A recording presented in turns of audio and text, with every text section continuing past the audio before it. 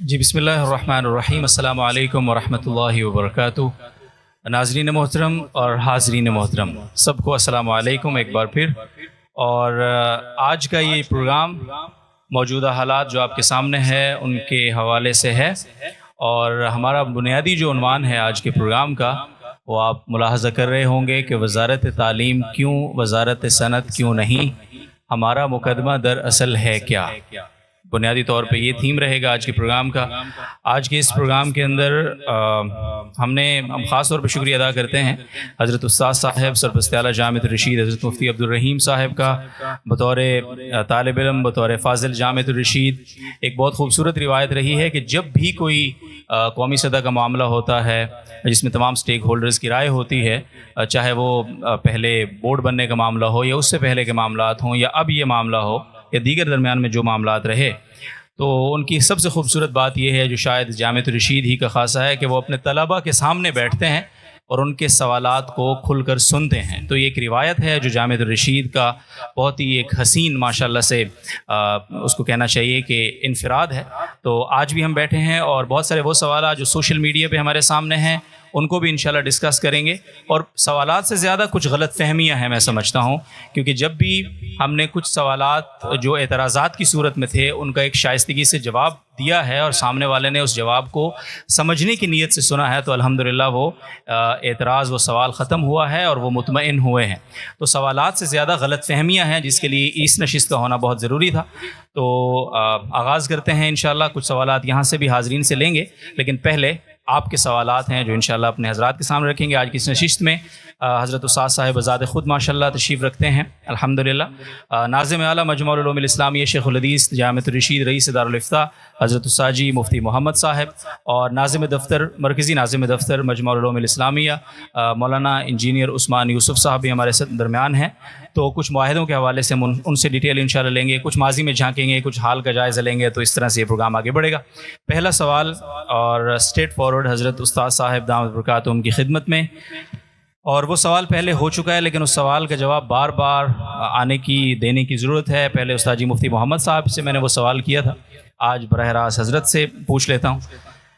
حضرت آپ کی خدمت میں سوال یہ ہے کہ ہم نے ہمیشہ آپ سے خاموشی سیکھی ہے، اور اس کا میں شکار اس طرح رہا ہوں کہ میں نے جب ایک بار بولنا شروع کیا تو حضرت نے 6 مہینے کے لیے مجھے فیس بک پہ بند کر دیا تھا، اور بالکل یعنی اتنی پابندی لگاتے تھے استاد صاحب، اور بالکل کسی بات کا جواب نہیں دیتے، اور آپ کا یہ مزاج ہم نے دیکھا، آپ سے یہ نصیحت سنی ہمیشہ۔ اس بار آپ بولے ہیں تو ایسا بولے ہیں کہ ہر چینل پہ آپ ہی تھے پچھلے کچھ عرصے میں۔ اس سے لوگوں میں یہ بھی اشکال پیدا ہو رہا ہے کہ اچانک اتنا زیادہ میڈیا آپ پہ مہربان کیسے ہو گیا۔ تو ایک تو بولے کیوں اتنا کھل کے، اور پھر سارا میڈیا آپ کو کیوں وقت دے رہا تھا؟ یہ کچھ مختلف قسم کے سوالات ہیں، تو ان کا جواب میں آپ سے چاہوں گا پلیز۔ بسم اللہ الرحمن الرحیم۔ ایک تو آپ نے جو سوال قائم کیا ہے نا، وزارت صنعت نہیں وزارت تعلیم کیوں، تو اس مجلس میں جس طرح بات جا رہی ہے وہ کہ وزارت صنعت بھی اور وزارت تعلیم بھی دونوں ٹھیک۔ آخر میں جب ہم اس کا خلاصہ نکالیں گے وہ یہ نکالیں گے کہ جو وزارت صنعت میں جانا چاہتے ہیں اس میں چلے جائیں، اور جو وزارت تعلیم میں رہنا چاہتے ہیں برہن۔ تو یہ آپ کو خلاصہ بتا رہا ہوں پوری مجلس کا، تاکہ آپ کا موڈ صحیح رہے۔ دوسرا آپ نے یہ سوال کیا کہ میں کیوں اچانک آیا میڈیا پہ، تو اس کی وجہ یہ کہ جب یہ سوسائٹی ایکٹ پاس ہو رہا تھا، بات چیت ہو رہی تھی، تو اس کے ایک ایک شق پر بہت گفتگو ہو رہی تھی۔ اس میں جوڈیشری بھی، ججوں کا ذکر بھی آ رہا تھا، فوجی عدالتوں کا ذکر بھی آ رہا تھا، اور بہت ساری چیزوں کا ذکر آ رہا تھا۔ اگر کسی کا ذکر نہیں تھا تو اس ایکٹ کے اس حصے کا ذکر نہیں تھا دینی مدارس کے حوالے سے۔ لیکن میں نے ایک پوسٹ دیکھی فیس بک پہ جس میں کسی نے لکھا تھا کہ میری اطلاعات کے مطابق دینی مدارس کا بل بھی لایا جا رہا ہے۔ تو میں نے وزارت تعلیم کے جو بڑے حضرات تھے، لوگ تھے وہاں کے، جو افسران تھے، ان سے میں نے رابطہ کیا۔ انہوں نے کہا کہ یہ اطلاع غلط ہے، اس میں ایسی کوئی چیز نہیں ہے۔ جب یہ بل پاس ہوا قومی اسمبلی سے اور سینٹ سے، تو جب مبارکبادوں کا سلسلہ شروع ہوا تو میں نے مبارکباد دی، وفاقی شرعی عدالت کے حوالے سے، اسلامی نظریاتی کونسل کے حوالے سے، سود کے خاتمے کے حوالے سے۔ لیکن اس میں جب باتیں سامنے تو معلوم ہوا کہ اس کے ساتھ ساتھ یہ ایکٹ بھی پاس ہوا ہے۔ تو ہمارے ذہن میں یہی تھا کہ یہ جیسے وزارت تعلیم میں ہم لوگ کام کر رہے ہیں، تو ایسی اس ایکٹ میں دوسری چیز بھی پاس کروا لی انہوں نے، سوسائٹی ایکٹ کے تحت بھی رجسٹریشن ہو سکتی ہے. تو میں نے کہا بہت اچھی بات ہے، ہمیں اس میں کوئی مسئلہ نہیں تھا بالکل، نہ پہلے نہ بھی. لیکن ایک موقع پہ میں نے سوچا کہ میں اس کا ترجمہ کرواؤں. تو جب یہ بل کا ترجمہ کروایا جو پاس ہوا تھا اور جو صدر کے دستخط کے انتظار میں تھا، تو اس میں معلوم ہوا کہ ہمارے جو 1000 مدارس ہیں مجمع العلوم الاسلامیہ کے، جامعہ الرشید سمیت، ان سب کی رجسٹریشن کینسل ہو گئی ہے، ہو جائے گی اگر یہ باقاعدہ دستخط ہوتے ہیں اس کے، اور ہم دوبارہ سے 6 مہینے کے اندر اندر تمام اس کی منظوریوں کا عمل دوبارہ سے کرانا ہوگا، اور اس میں پھر ہمارے اکاؤنٹس اور ہماری رجسٹریشن یہ ساری چیزیں دوبارہ سے ہوں گی. تو اس پر مجھے بہت تشویش ہوئی. میں نے کہا کہ ہم تو یہ سمجھ رہے تھے کہ وزارت صنعت یا سوسائٹی ایکٹ پاس ہو گیا ہے تو وہ اپنے مدرسے اس میں کروا لیں گے، اور وزارت تعلیم کے ماتحت جو 18,600 مدارس ہیں یہ اپنے طور پہ چلتے رہیں گے. لیکن اس ایکٹ کو ہم آپ کو دکھائیں گے بھی، پورا پڑھ کے بھی سنائیں گے، آپ خود دیکھ لیں اس کو. جب یہ مسئلہ ہوا، جب مجھے اس کا علم ہوا، تو میں نے کوشش کی کہ متعلقہ جتنے بھی لوگ ہیں ان سے ملاقات ہو. میں اسلام آباد چلا گیا، سب سے پہلے وزارت تعلیم سے، وہاں کے ان کے سیکرٹری تھے، ان سے میں نے رابطہ کیا. میں نے ان سے پوچھا کہ یہ آپ لوگوں کو معلوم ہے کہ بل کیا ہے؟ تو انہوں نے کہا کہ ہمیں پتہ ہے کہ اس کے نتیجے میں 18,600 مدارس کی رجسٹریشن ختم ہو جائے گی، اور یہ پورا عمل دوبارہ سے کرنا ہوگا، اور اس کا تعلق وزارت تعلیم سے نہیں ہوگا. اور جب وزارت تعلیم سے نہیں ہوگا تو وزارت تعلیم اور تعلیم کی ڈگری پر جتنی بھی آگے ہم نے منصوبے سوچے ہوئے اپنے طلباء کے لیے ملک کے اندر یا بیرون ملک، تحقیق کے لحاظ سے، اسکالرشپ کے حوالے سے، یا ان کو مختلف شعبوں میں بھیجنے کے لحاظ سے، وہ نہیں ہو سکے گا اس میں. تو میں نے کہا کہ آپ لوگ کہاں سو رہے تھے؟ تو انہوں نے کہا کہ نہیں، ہمیں پتہ ہی نہیں چلا اس کا. تمہارے یہاں ایسی وزارتیں ہیں جن کو پتہ ہی نہیں کہ ان کے ماتحت ان کو کیا ہو رہا. پھر ہم نے کوشش کی، وزیر اعظم سے ملاقات کی، کئی دفعہ پیغام بھیجا ان کو، احسن اقبال کو پیغام بھیجا، لیکن ہماری ملاقات نہیں ہو سکی. ایک دفعہ تو انہوں نے کہا کہ وہ باہر سفر پہ، پھر انہوں نے کہا کہ بھی وہ لاہور چلے گئے ہیں. پھر زرداری صاحب سے بھی ملاقات کی کوشش کی، تاکہ چونکہ ان کے پاس اس کے دستخط ہونا تھے، تو ان سے بھی ملاقات نہیں ہو سکی. مولانا فضل الرحمان صاحب کا نمبر میرے پاس تھا، میں نے وہاں سے بھی پیغام بھیجا ان کو، کوئی جواب نہیں آیا، بلکہ ایسا لگ رہا تھا جیسے بات پہنچی نہیں ان کے پاس. پھر حضرت کے جو بھائی ہیں انجینئر ضیاء الرحمان صاحب، ان کا نمبر تھا میرے پاس، بہت اچھے ہمارے ان کے تعلقات ہیں الحمدللہ. تو ان کو میں نے فون کیا، میسیج بھیجا، تو اگلے دن ان کا جواب آیا کہ میں نے بہت دیر سے آپ کا میسیج دیکھا ہے، حضرت مولانا سے وقت لے کر دوں گا آپ کو. تو میں انتظار کرتا رہا، لیکن وہ وقت نہیں مل سکا مجھے. پھر ہم نے ریاستی اداروں سے رابطہ کیا، تو انہوں نے کہا کہ اس وقت ہم پہ پریشر اتنا زیادہ ہے کہ اب ہمارے لیے بہت مشکل ہے کہ ہم اس کو روک سکیں. اور صدر زرداری صاحب نے بھی مولانا سے کہہ دیا کہ میں دستخط کر دوں گا اس پہ. تو میں نے کہا کہ آپ لوگ کس طریقے سے، اتنے ہمارے ادارے ہیں اور کس طریقے سے آپ لوگ غیر سنجیدگی سے آپ لوگ معاملات کر رہے ہیں ہمارے ساتھ. تو انہوں نے کہا کہ اس وقت اتنا پریشر ہے ہمارے اوپر کہ جو پی ٹی آئی کا دھرنا تھا اسی کو ہم بھگت رہے ہیں ابھی تک، ہم مزید کسی دھرنے کے متحمل نہیں ہو سکتے، تو اس وقت ہمارے بس میں بھی نہیں. تو وزارت تعلیم اور ڈی جی آر ای اور ریاستی تینوں جگہوں سے مجھے یہ جواب ملا. تو میں اتنا پریشان ہوا کہ اب ہم کیا کریں. اب تو کسی وقت بھی اگر صدر نے دستخط کر دیے تو میرے پاس وقت ہی نہیں تھا کہ میں کسی سے جا کر مزید ملتا. تو فوری طور پہ میں 7-8 گھنٹے کے لیے کراچی آیا، اور یہاں ہم نے کچھ صحافیوں کو بلایا اور ہم نے اپنا کیس رکھا کہ یہ نظام تعلیم ہے، یہ مجمع العلوم اسلامیہ ہے، یہ ہماری یونیورسٹی ہے، یہ ہمارے مقاصد ہیں، ہمارا کسی اور سے کوئی تعلق نہیں ہے. اور چونکہ یہ مسئلہ شروع ہو گیا تھا تو اگر یہ دونوں ہوتے ہیں تو ہمیں کوئی اس پہ اعتراض نہیں ہے. وزارت تعلیم ہمارا چل رہا ہے اس میں، اور وہ اگر وزارت صنعت تجارت میں سوسائٹی ایکٹ میں جانا چاہتے ہیں ہمیں کوئی مسئلہ نہیں. پھر واپس جا کر پھر ہم نے مزید وہاں کوشش کی. اس کوشش کے نتیجے میں وہ دستخط رک گئے. اس کوشش کے نتیجے میں اس میں ایک بات آپ کو سمجھنے کی ہے کہ حکومت، وزارت تعلیم اور وزارت تعلیم کے نیچے ڈی جی آر ای اور ریاستی ادارے یہ سب کہہ چکے تھے کہ ہمارے لیے بہت مشکل ہے. لیکن اگر آپ اللہ کے لیے کھڑے ہو جائیں اور آپ لابنگ کریں، سفارت کریں، ذہن سازی کریں تو اتنا بڑا کام ہو سکتا ہے. تو وہ جو تھا وہ رک گیا. اب اس میں زرداری صاحب کو لوگ برا بھلا کہہ رہے ہیں، میں کہتا ہوں اللہ ان کو جزائے خیر عطا فرمائے. زرداری صاحب نے جو دستخط نہیں کیے وہ ہماری منجی تو ٹھک گئی تھی بالکل.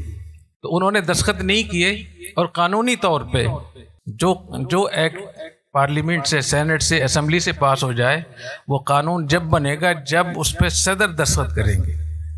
صدر دستخط کرنے کے پابند نہیں ہے. آئین میں لکھا ہوا ہے کہ اگر وہ صدر سمجھتا ہے، کیونکہ یہ بل جو آیا تھا یہ حکومت اور اپوزیشن کے اتفاق سے آیا تھا، اور صدر جو ہوتا ہے، صدر اور گورنر، وہ حکومت کا آدمی نہیں ہوتا، وہ ریاست کا نمائندہ ہوتا ہے. تو اس کو یہ اختیارات ہوتے ہیں کہ اگر وہ یہ سمجھتا ہے کہ یہ بل کسی وجہ سے ٹھیک نہیں ہے تو اس کو اس پہ اعتراض لگا کر واپس بھیج سکتا ہے. اس کو واپس بھیجنا چاہیے، اور جب وہ واپس بھیجے گا پھر دوبارہ سے اس پر کارروائی ہوگی. پھر جب پارلیمنٹ سے منظور ہو کر آئے گا دوسری مرتبہ، پھر صدر 10 دن کے اندر دستخط کرے گا تو وہ قانون بنے گا، اور اگر دستخط نہیں کیے تو خود بخود قانون بن جائے گا. تو یہ ایک پورا قانون ہے وہ. تو خیر، اس میں آپ کو یہ بات سمجھانا چاہ رہا ہوں کہ اگر آپ اکیلے ہیں، تنہا ہیں، آگے آپ کی حکومت ہے، ریاستی آگے ادارے ہیں، وزارت تعلیم ہے، اپوزیشن ہے، بڑے بڑے لوگ ہیں، اگر وہ بھی قائل نہیں ہو رہے ہیں، اگر آپ کوشش کرتے ہیں تو اس میں آپ کامیاب ہو سکتے ہیں. تو یہ جو لوگ کہہ رہے ہیں کہ ان کو حکومت نے اٹھایا ہے، بھائی الٹا ہے، حکومت کو تو ہم نے اٹھایا ہے. حکومت تو کہہ رہی تھی کہ ہم نے تو ان کو معاہدہ کیا تھا، ہم نے کر دیا. تو زرداری صاحب ہوں یا حکومتی نمائندے ہوں یا ریاستی افراد ہوں یا DGRE کے لوگ ہوں یا وزارت تعلیم، ہر ایک کے پاس جا کر بالواسطہ بلا واسطہ جا کر ان کو سمجھایا ہے، تو پھر جا کر یہ دستخط رکیں.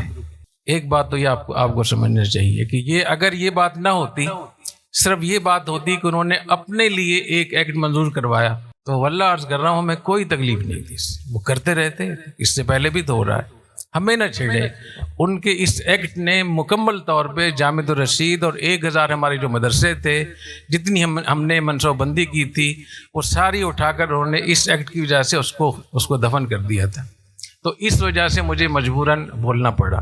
اس دوران آپ حضرات نے دیکھا ہوگا کہ صحافیوں نے، اینکروں نے کتنی کوشش کی کہ میرے منہ سے ایک لفظ نکلوائیں، تو اللہ تعالیٰ نے میری حفاظت فرمائی. میں یہی بات آپ سے میں کہنا چاہتا ہوں، انشاءاللہ میں آپ کو کبھی شرمندہ نہیں کروں گا انشاءاللہ. اور آپ سے بھی مجھے یہی توقع ہے کہ آپ کبھی ہمیں شرمندہ نہ کریں. کبھی بھی اختلاف ہو سلیقے سے بات کریں، ذاتیات پہ نہ آئیں، زیادتی نہ کریں، گالم گلوچ میں نہ آئیں. اور اس مجلس کے ختم ہونے کے بعد اگر مجھے پتہ چلا کہ کسی نے کسی کو برا بھلا کہا ہے تو مجھے اتنی تکلیف ہوگی کہ میں آپ کو بتا نہیں سکتا. خاص طور پہ اس 20 سال کے عرصے میں جتنے آپس کے اختلافات ہوئے ہیں، تو جتنے ابھی علماء ہیں جن کی عمریں ابھی 30 سال 40 سال یہ ہیں، تو وہ ان اختلافات کے اندر ہی انہوں نے علم حاصل کیا ہے. تو انہوں نے اپنے اساتذہ کو، اپنے بڑوں کو لڑتے ہوئے دیکھا ہے. تو جب ایک بچہ اسی طریقے سے وہ پرورش پاتا ہے اور وہ سنتا بھی یہی ہے، دیکھتا بھی یہی ہے اور بولتا بھی یہی ہے، تو بالآخر وہ پھر فساد ہی پھیلاتا ہے، وہ اختلاف ہی کرتا ہے. تو آپ جیسے بچے جو ہمارا مستقبل ہے، ہمیں آپ سے امید ہے کہ آپ امت مسلمہ کو، عالم اسلام کو، ریاست پاکستان کو دین اور علم دین، علماء دین کی آپ لوگ حفاظت کریں گے، ان کو ان چیلنجز سے نکالیں گے. اگر آپ بھی ہمیں لڑتا ہوا دیکھیں گے تو ایک اور مصیبت، ہمارا مستقبل آگے روشن نہیں ہوگا. اس لیے میں آپ سے بار بار درخواست کروں گا، اپنے اساتذہ سے بھی، کہ جہاں آپ کو اختلاف کرنے کی ضرورت ہے کریں، ضرور کریں، لیکن سلیقے کے ساتھ. اختلاف سنتے ہوئے آپ کو مزہ آنا چاہیے. حضرت مولانا فضل الرحمان صاحب نے جو ابھی ایک پریس کانفرنس کی ہے وہاں اس میں ڈیرہ اسماعیل خان میں، وہ اتنی کوالٹی کی وہ تھی. بے شک میں ان سے متفق نہیں ہوں اس کے موقف سے، لیکن بڑے سلیقے سے کیا انہوں نے. تو یہی طریقہ ہے، سلیقے سے بات کریں اور اختلاف کرنا سکھائیں ہم لوگوں کو. تو میری آپ سے یہی درخواست ہے کہ آپ لوگ بھی بہت احتیاط کریں، اور جو ہم آپ کو تربیت دے رہے ہیں، الحمدللہ یہ بڑی خوشی کی بات ہے کہ 3-4 سالوں میں جتنے اختلافات ہوئے مجمع بننے کی وجہ سے، تو جامعۃ الرشید کے طلباء نے، اساتذہ نے اور فضلاء نے ہماری لاج رکھی ہے. میں آپ کا بہت شکریہ ادا کرتا ہوں، تمام طلباء کا. ہم آپ پر فخر کرتے ہیں، آپ پر رشک کرتے ہیں کہ ہمارے بچے بہت قابل ہیں اور نہایت ماشاءاللہ متعدب ہیں. اللہ تعالیٰ آپ لوگوں کو جزائے خیر عطا فرمائے. آمین. بہت شکریہ حضرت. یہ ہم نے ایک عثمان صاحب سے کہیں گے وہ ڈاکومنٹ دکھائے گا، لیکن اس سے پہلے آپ کی گفتگو سے 1-2 سوال ہیں. جو ایک بات سمجھنے کی غرض سے کہ اس پر بہت بات ہوتی ہے اور اس پر یعنی ہمارا شاید ایک مذاق بھی ایک طرح سے اڑایا جاتا ہے 18,000 مدارس کے حوالے سے. تو 18,000 مدارس کس بنیاد پر یہ دعویٰ کیا جاتا ہے کہ اس سسٹم کے تحت ہیں؟ جبکہ ہم مجمع کی اگر بات کریں تو خود حضرت کئی دفعہ بتا چکے ہیں مختلف چینلز پہ کہ ہمارے یہاں 1000 مدارس رجسٹرڈ ہیں، تو پھر کس بنیاد پہ 18000 مدارس کا یہ دعویٰ ہے؟ دیکھیں یہ سوال تو مجھ سے تو 1000 مدارس کا کرنا چاہیے. میں نے کبھی نہیں کہا کہ ہمارے 18000 مدرسے.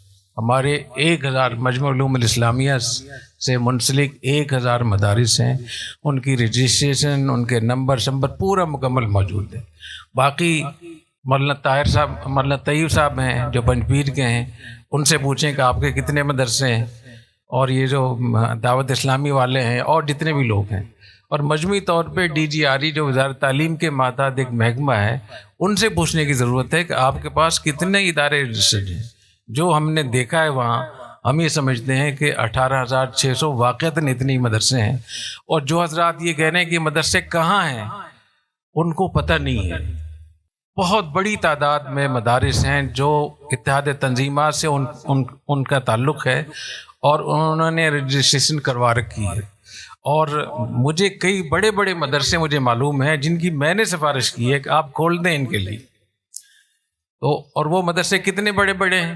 ایک مدرسہ ایسا ہے کہ ان کا دعویٰ کہ ہمارے یہاں 7000 بچے پڑھتے ہیں.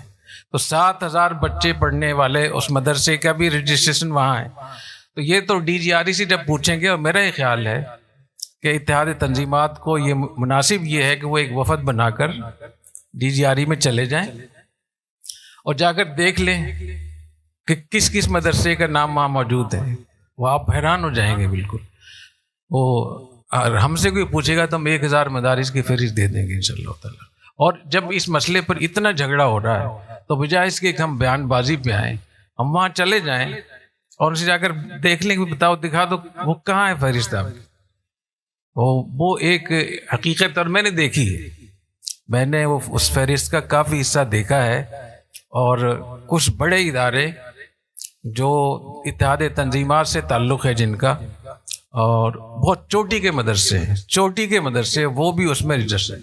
تو اس سے یہ معلوم ہوتا ہے کہ جو دوسرے مدارس ہیں جو ہمارے بورڈ میں نہیں ہیں، وہ اتحاد تنظیمات ان کو بھی ضرورت محسوس ہوتی ہے کہ وزارت تعلیم میں ہمیں جانا چاہیے.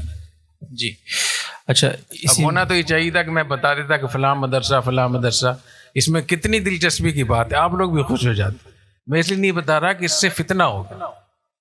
جی بہت شکریہ. اچھا ایک سوال اس میں سے اور کہ ایک اصولی موقف ہے کہ ہم جامعۃ الرشید کے کسی سیاسی جماعت سے کوئی تعلق نہیں ہے. ہم خالص ایک تعلیمی ادارہ ہیں. ہمارا بورڈ ایک تعلیمی بورڈ ہے اور اداروں کو سیاسی وابستگی رکھنی بھی نہیں چاہیے. اس کے باوجود حضرت نے جب بھی بتایا ہے کوششوں کا پریس کانفرنس سے پہلے، تو ایک نام سب سے پہلے آتا ہے کہ مولانا سے ملنے کی میں نے بہت کوشش کی. تو مولانا تو ظاہر ایک سیاسی جماعت کے بڑے ہیں، تو پھر وہ لوگ کہتے ہیں کہ آپ کی بات میں تضاد نہیں ہے. ایک طرف آپ کہتے ہیں کہ سیاست کو تعلیم سے الگ ہونا چاہیے، دوسری طرف آپ مولانا سے ملنے کی کوشش کرتے ہیں. جب میں نہیں ملتا تو اعتراض کرتے ہیں کیوں نہیں ملتے، جب ملتا ہوں تو اس پر بھی اعتراض کرتے ہیں. دیکھیں جہاں تک حضرت مولانا تو ایک عالم ہیں اور بہت بڑے ایک لیڈر ہیں مسلمانوں کے، ایک بہت بڑی جماعت کے، مدارس کے علماء میں ان کا بڑا نام ہے، بڑی حیثیت ہے ان کی. اور وہ حضرت مفتی مامود صاحب رحمۃ اللہ علیہ کے صاحبزادے ہیں.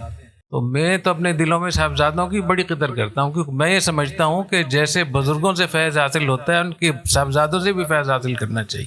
حضرت مفتی مامود صاحب رحمۃ اللہ، میں 1 سال جمعیت طلبہ اسلام میں رہا ہوں اور بہت فعال طریقے سے رہا ہوں. اور اس سال ہم وہاں پڑھتے تھے فتح پور میں تعلیم القرآن، وہاں مدرسہ تھا، مدرسہ تعلیم القرآن. تو ہمارے استاد نے بتایا کہ حضرت مفتی مامود صاحب رحمۃ اللہ علیہ یہاں سے سامنے سے گزریں گے آج، اور ان کو ڈیرہ اسماعیل خان سے ملتان جانا ہے. تو ہم نے کہا کہ حضرت ان سے کہیں نا کہ ہمیں آج یہاں بیان کرتے ہیں طلبہ میں. تو انہوں نے بات کی ہوگی ٹیلی فون سے، تو حضرت نے کہا کہ نہیں میں بہت جلدی میں بات نہیں میں کر سکوں گا. تو ہم نے پھر طلبہ کو اکٹھا کیا، ان کے لیڈر میں ہی تھا. تو ہم نے کہا کہ ہم وہاں روڈ پہ جائیں گے اور کوشش کریں گے حضرت کو روکنے کی، ورنہ کم از کم زیارت تو ہو ہی جائے گی. تو ہم 1-2 گھنٹے ہم نے انتظار کیا. تو حضرت جیپ میں سوار تھے. تو حضرت کی طبیعت بڑی غصیلی طبیعت تھی، غصے میں بہت جلدی اور بڑا. تو ہم آگے کھڑے ہو گئے سب. ہم نے کہا کہ حضرت بیان کے لیے مدرسے میں چلیں. انہوں نے کہا میں تو نہیں جا سکتا، مجھے جلدی ہے. جب حضرت نے کہا کہ گاڑی ان پہ چڑھا دو گاڑی، غصے میں کہا کہ نکالو، ڈرائیور سے کہا. تو پہلے ہم نے مشورہ کیا ہوا تھا کہ اگر حضرت نہیں مانیں گے تو ہم سڑک پہ لیٹ جائیں گے. چنانچہ ہم سڑک پہ لیٹ گئے، سارے طلبہ سڑک پہ لیٹ گئے کہ ٹھیک ہے ہماری لاشوں کے اوپر سے آپ جاننا چاہتے ہیں تو جائیے۔ تو حضرت پھر بالکل بے بس ہو گئے۔ تو حضرت نے کہا کہ پھر میں وہاں پہ نہیں، میں یہاں میں بیان کر دوں گا۔ تو وہاں ایک سبزی کا ٹھیلا تھا، اس کو میں نے خالی کیا اور اپنا میں نے جو میرا کھیس تھا کہ وہ سردیوں کا زمانہ تھا وہ میں نے بچھایا اور حضرت کو ہم نے اس پہ چڑھایا۔ تو حضرت نے وہاں پھر بیان کیا۔ کھیڑی حضرت نے پہنی ہوئی تھی، وہ چپلیں نہیں ہوتی جو میاں والی تو حضرت کے قدموں کے نشان، جوتے کے نشان میرے کھیس پہ لگ گئے۔ آپ یقین کریں 6-7 سال تک میں نے اس کھیس کو محفوظ رکھا برکت کے لیے، میں اس کو استعمال نہیں کرتا تھا۔ جب میرے والدین وہاں سے منتقل ہوئے دوسرے اس میں اور ہم لوگ یہاں تھے کراچی میں، تو وہ کھیس کہیں ضائع ہو گیا۔ تو میں تو اس قدر تبرک کا قائل ہوں بزرگوں، تو میرے سوچ بھی نہیں سکتا کہ میں کسی خدا نخواستہ بید بھی کروں گا۔ ایک بات تو یہ ہے۔ دوسری بات یہ کہ آپ حضرات یہ دیکھتے ہیں کہ یہاں سارے لوگ آتے ہیں، مختلف پارٹیوں کے، سیاسی پارٹیوں کے، مختلف تنظیموں کے، میں تو سب سے ملتا ہوں۔ تو پھر جو علماء ہیں اور وہ ایک سیاسی پلیٹ فارم پہ اتنا بڑا کام کر رہے ہیں تو میں ان سے کیوں نہیں ملوں گا؟ اور میں یہ سمجھتا ہوں کہ جب بھی وہ حضرات کو ہماری ضرورت ہوگی، ہماری سپورٹ کی ضرورت ہوگی جمعیت علماء اسلام کو، ہم خود آئیں گے ان کے پاس، خود ان کو سپورٹ کریں گے، جس قسم کی سپورٹ بھی چاہیے ان کو۔ تو ملنے ملانے کا تو میں سمجھتا ہوں کہ بالکل ملنا چاہیے۔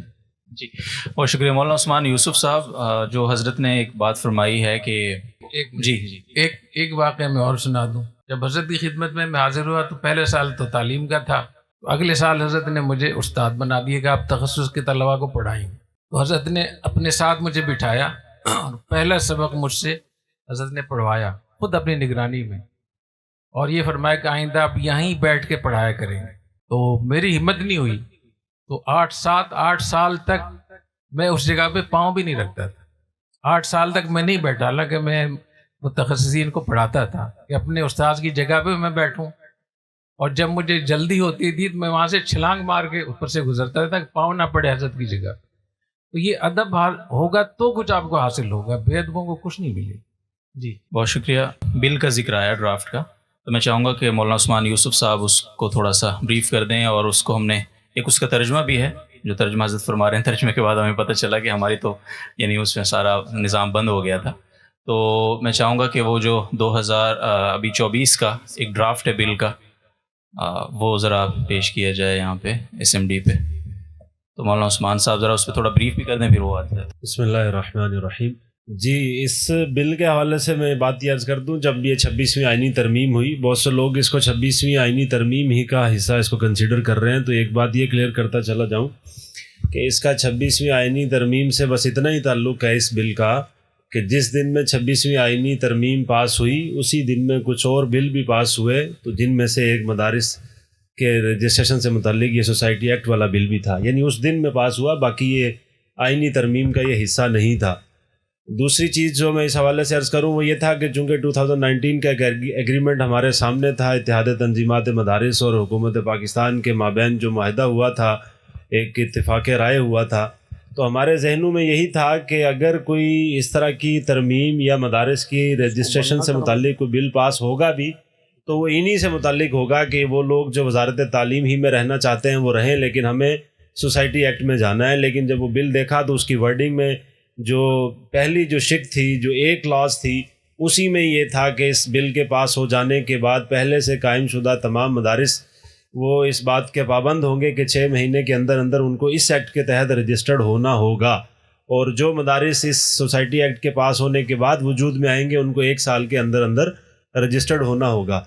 حضرت مولانا فضل الرحمان صاحب نے جو بات فرمائی بہت وزن ہے اس میں، اور اس میں ساری بات حکومتی ارکان سے پوچھی جانی چاہیے، اس کے جواب دہ ہم نہیں ہیں کہ جب اتفاق رائے سے سینٹ سے اسمبلی سے بل پاس ہو گیا تو آخر اس کو کیوں روکا جا رہا ہے۔ لیکن یہاں پر تھوڑا سا ایک گیپ ہے انفارمیشن کا، چونکہ یہ بل جو ہم حکومتی وزراء سے ملے، انہوں نے جو ہمیں، جیسے حضرت استاد صاحب نے بھی بریف کیا آپ حضرات کو، کہ ایک ایشو تو یہی اس کے اندر کچھ وجوہات تھی جو پریزیڈنٹ نے بھی اس کے اوپر آبجیکشنز لگائے، لیکن ایک بات ان وزراء سے ہمارے سامنے یہ بھی آئی کہ ان کی معلومات کے مطابق یہی تھا کہ تمام مدارس کی نمائندگی کرتے ہوئے حضرت نے یہ بل پیش فرمایا ہے، اور اس کے اوپر کسی قسم کا کوئی اختلاف علماء کے مابین نہیں ہے، تو لہٰذا انہوں نے وہ بل سیم ایز اٹ لے لیا، اور جو 2019 کا جو ایگریمنٹ تھا۔ آپ حیران ہوں گے کہ تینوں وزراء اس پہ حیران ہو رہے تھے کہ اچھا اور مدرسے بھی ہیں، وہ اس پہ حیران ہو گئے کہ دوسری رائے والے لوگ بھی ہیں. انہوں نے وہ کہہ رہے تھے ہم نے سمجھا کہ اس کل مدرسوں کی ذمہ دار یہی ہے اور اس لیے ہم نے اس پہ زیادہ غور نہیں کیا. تو ہمارے جانے سے ان کو اندازہ ہوا کہ نہیں دوسرا فریق بھی ہے یعنی.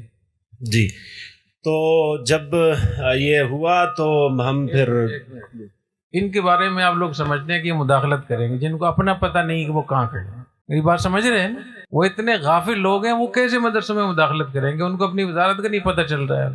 تو حضرت مولانا فضل الرحمان صاحب کی یہ بات تو ٹھیک ہے کہ سینٹ اور اسمبلی سے متفقہ طور پر پاس شدہ بل کو کیوں روکا گیا جبکہ اتفاق رائے ہو گیا تھا، لیکن ہمارا شکوہ یا ہماری درخواست اس کے اوپر یہ تھی کہ اس بل پر تو اتفاق ہوا ہے قانون سازی کے حوالے سے، لیکن جن کے بارے میں یہ بل تھا مدارس سے متعلق، اور ہم ایک بہت بڑا سٹیک ہولڈرز تھے کہ 10 جو تعلیمی بورڈ تھے جو وفاقی وزارت تعلیم کے ماتحت تھے، 18,000 مدارس تھے، 22 لاکھ طلبہ تھے، اور پورا ایک بہت بڑا سٹیک ہولڈر بنتے ہم اس ایشو کے. تو ہمیں اس کی نہ تو کوئی انفارمیشن تھی، نہ ہم سے کوئی رائے لی گئی، نہ ہمارے پاس کوئی ڈرافٹنگ کے حوالے سے اس کی کوئی انفارمیشن پاس ہوئی. تو وہ بل جن سے متعلق تھا ان کا اتفاق رائے نہیں تھا، جبکہ اسمبلی میں ضرور اتفاق رائے ہوا. اور دوسرا جیسے حضرت نے فرمایا وہ بل تھا، قانون ابھی تک نہیں بنا تھا، قانون پریزیڈنٹ کے سگنیچر سے بنتا. اور اس سے پیچھے جو ایگریمنٹ تھا، آپ سب حضرات علماء کرام یہاں موجود ہیں، اس کو کہا جا رہا ہے کہ وہ جسٹ ایک کاغذ کا ٹکڑا تھا یا ایک یادداشت تھی. تو وہ معاہدہ تھا. تمام بڑے حضرات جو اتحاد تنظیمات مدارس کے حضرات اس وقت میں موجود ہیں، اللہ تعالیٰ سب کی زندگیوں میں برکت دے، اس کے اوپر جس کے سائن ہیں وہ سب کے سب حضرات یہاں موجود ہیں. تو 2019 کے اندر ایگریمنٹ کے اوپر سائن تھا، وہ معاہدہ تھا، جبکہ یہ قانون ابھی قانون کی شکل اختیار ہی نہیں کی، بل تھا ایک. تو یہ بات ایک ہماری اسکپ ہوئی جس کی وجہ سے حضرت کو بولنا پڑا اور ہمیں پریشانی ہوئی. دوسری بات 18,000 مدارس کے حوالے سے بھی میں کلیئر کرتا جاؤں کہ اس میں جو مکاتب فکر دوسرے آپ ان 10 نئے تعلیمی بورڈز میں دیکھیں گے تو بریلوی مکتبہ فکر سے دعوت اسلامی والوں کے پاس بھی بورڈ ہے، جیسے ہمارے پاس مجمع العلوم الاسلامیہ ہے. اور دعوت اسلامی کا جو سیٹ اپ ہے، پچھلے دنوں کچھ ویڈیوز بھی آپ نے دیکھی ہوں گی کہ 55,000 ان کے جسٹ ملازمین ہیں، جو ان کے یہاں پیڈ جو امپلائیز ہیں وہ ان کے پاس جو کام کر رہے ہیں وہ 55,000 ہیں. اور ان کے مدارس کی تعداد، ان کی مساجد کی تعداد وہ آپ لوگوں کے سامنے ہے. اسی طرح حضرت مولانا طیب طاہری صاحب کا جو سیٹ اپ ہے پنجبیر میں، اور جو ان کے یہاں اجتماع ہوتا ہے، جو مدارس کی تعداد ہے وحدت المدارس میں، وہ کسی سے ڈھکی چھپی نہیں ہے.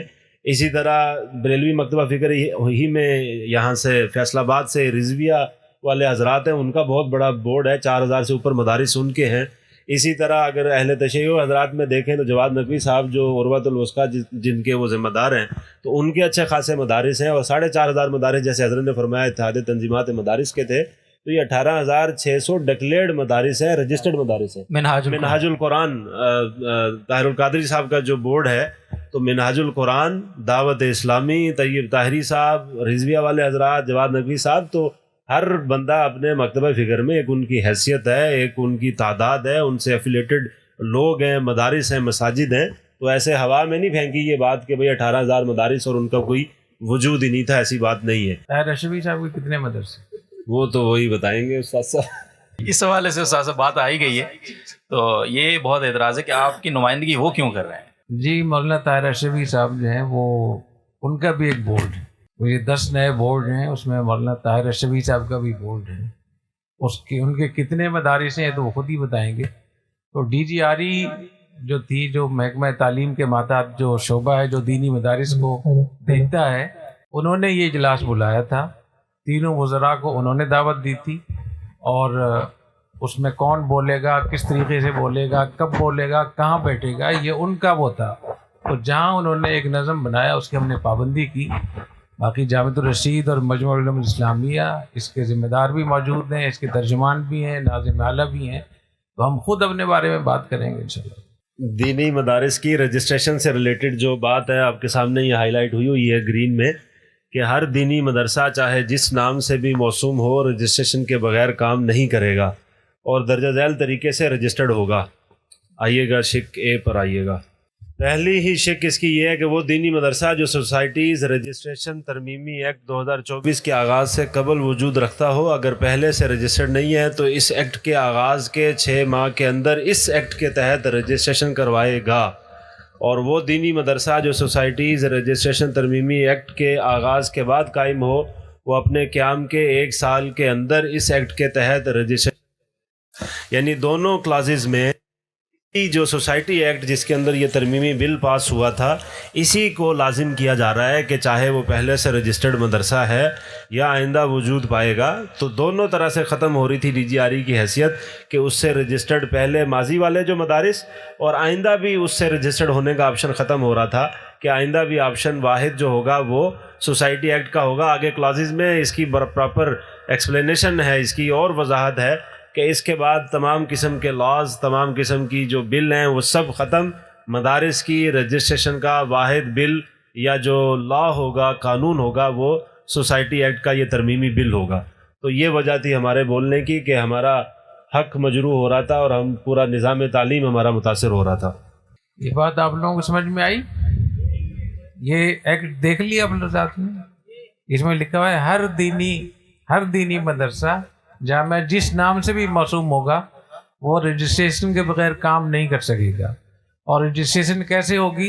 ان 2 طریقے سے ہوگی کہ اگر وہ پہلے سے موجود ہے، اس ایکٹ سے پہلے سے، وہ 6 مہینے کے اندر اسی ایکٹ کے تحت اپنی رجسٹریشن کروائے گا سوسائٹی ایکٹ میں۔ تو وزارت تعلیم میں جنہوں نے وہ کروایا تھا، ہم لوگ تو نکل گئے نا وہاں سے۔ تو اس کی وجہ سے، اس ایکٹ کی وجہ سے ہمارے سارے ادارے، ہمارا مجمع اور سارا اس کے مدارس کی رجسٹریشن ختم ہو رہی تھی۔ تو یہ بنیادی یہی ایک بات ہے، اگر یہ ایک بات آپ لوگ سمجھ جائے تو بہت آپ لوگوں کا احسان ہوگا، کیونکہ اس بات کو کوئی سمجھ نہیں رہا۔ وہ لے دے کہ پھر کہتے ہیں کیوں بولے کیوں ہیں، یہ بولے کیوں ہیں، پھر آپ جب اتنا ہمارے ساتھ ظلم کریں گے تو قرآن بھی کہتا ہے لا يحب اللہ الجہر بالسوء من القول الا من ظلم۔ استاد صاحب وہ ایک بات اور بھی کرتے ہیں کہ ہم نے تو آپ کا نام تک نہیں لیا، تو اس پر حضرت ایک جواب وہ ضرور۔ بھی نام تو نہیں لیا، لیکن جامعۃ الرشید کو اور مجمع کے 1000 مدرسوں کو آپ نے زیر زمین دفن کر دیا، اوپر کتبہ بھی نہیں لکھا کہ کس کا ہے یہ قبر کس کی ہے۔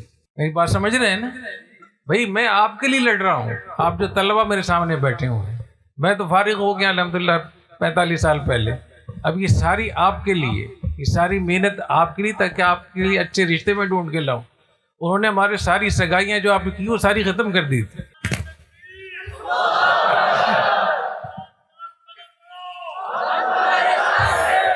یہ رشتوں کا جو جملہ تھا صرف مثال دینے کے لیے تھا، یہ بالکل اس کی مثال آج استاد جی مفتی طارق مسعود صاحب کی مجلس میں استاد صاحب ایسے ہی بتا رہے تھے، ابھی بیٹھے تھے وہ، کہ اس کا ایسے ہی مثال اس کی ایسی ہے کہ مفتی طارق مسعود صاحب کی 4 شادیوں کے بارے میں کوئی طلاق نامہ لکھ کے لے آئے اور ان سے کہتے اس پہ سائن کر دو۔ تو خیر آگے بڑھتے ہیں۔ حضرت ہمارے اوپر ایک الزام ہے پہلے بھی، اور اس بار وہ اور زیادہ تیز ہو گیا کہ دیکھیں جی یہ حکومت کی بی ٹیم، اسٹیبلشمنٹ کی بی ٹیم وغیرہ وغیرہ، اور اس کے بعد جو صدر صاحب نے اعتراضات لگائے اس بل کے اوپر، تو اب وہ جو الزامات تھے پہلے کسی درجے میں، بعض لوگوں کے نزدیک تو وہ طے شدہ ہے، لیکن جن کے لیے وہ الزامات تھے ان کے لیے بھی وہ طے شدہ ایک بات ہو گئی کہ دیکھیں یہ باہر کا ایجنڈا تھا، بیرونی ایجنڈا تھا، یہ بل پاس نہ ہونے دینا، اور اس لیے علماء کو اٹھایا گیا۔ تو اعتراض صدر نے بھی بتا دیا ہے، گواہی دے دی ہے۔ تو اس پر میں چاہوں گا کہ فیٹف کے حوالے سے جو بات ہے، اعتراضات کے حوالے سے، تو اس پر تھوڑی سی حضرت ضرور بات فرمائیں کہ ایک تو میں عرض کروں کہ مجھے اس دفعہ خاص طور پہ بہت برا تجربہ ہوا کہ لوگوں کی باتوں، سنی سنائی باتوں پہ نہیں جانا چاہیے۔ جب تک میں اپنی آنکھ سے نہ دیکھ لوں کہ صدر نے 8 اعتراضات کون سے کیے ہیں، اس وقت سے پہلے میں اس پہ تبصرہ نہیں کروں۔ ابھی میں نے رابطہ کیا ہے ایک بڑی سطح پہ، میں نے کہا کہ مجھے اوریجنل کاپی چاہیے اس کی، انگلش میں جو انہوں نے لکھا ہے، پھر میں اس کا ترجمہ کرواؤں گا، پھر صحیح طریقے سے بات کروں گا۔ پتہ نہیں انہوں نے کیا لکھا ہے، یہ ابھی تک نہیں معلوم ہوا، تو اس پر میں تبصرہ بعد میں کروں گا۔ لیکن ایک بات میں ضرور عرض کروں گا کہ جو یہاں سے میں مسلسل ایک آواز لگا رہا ہوں کہ ہمارے دین میں، قرآن و سنت میں سب سے پہلے کیا چیز ہے؟ ریاست۔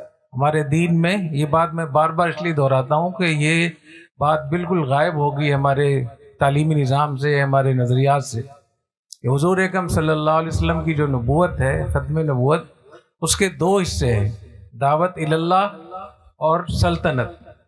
جیسے نبی کریم صلی اللہ علیہ وسلم داعی تھے، ایسی آپ حکمران اور سلطان بھی تھے، اور یہی ہم کہتے ہیں کہ الیوم اکملت لکم دینکم واتممت علیکم نعمتی ورضیت لکم الاسلام دینا۔ تمہارا دین کامل اور مکمل ہے، اس لیے اب کسی نبی کی ضرورت نہیں ہے۔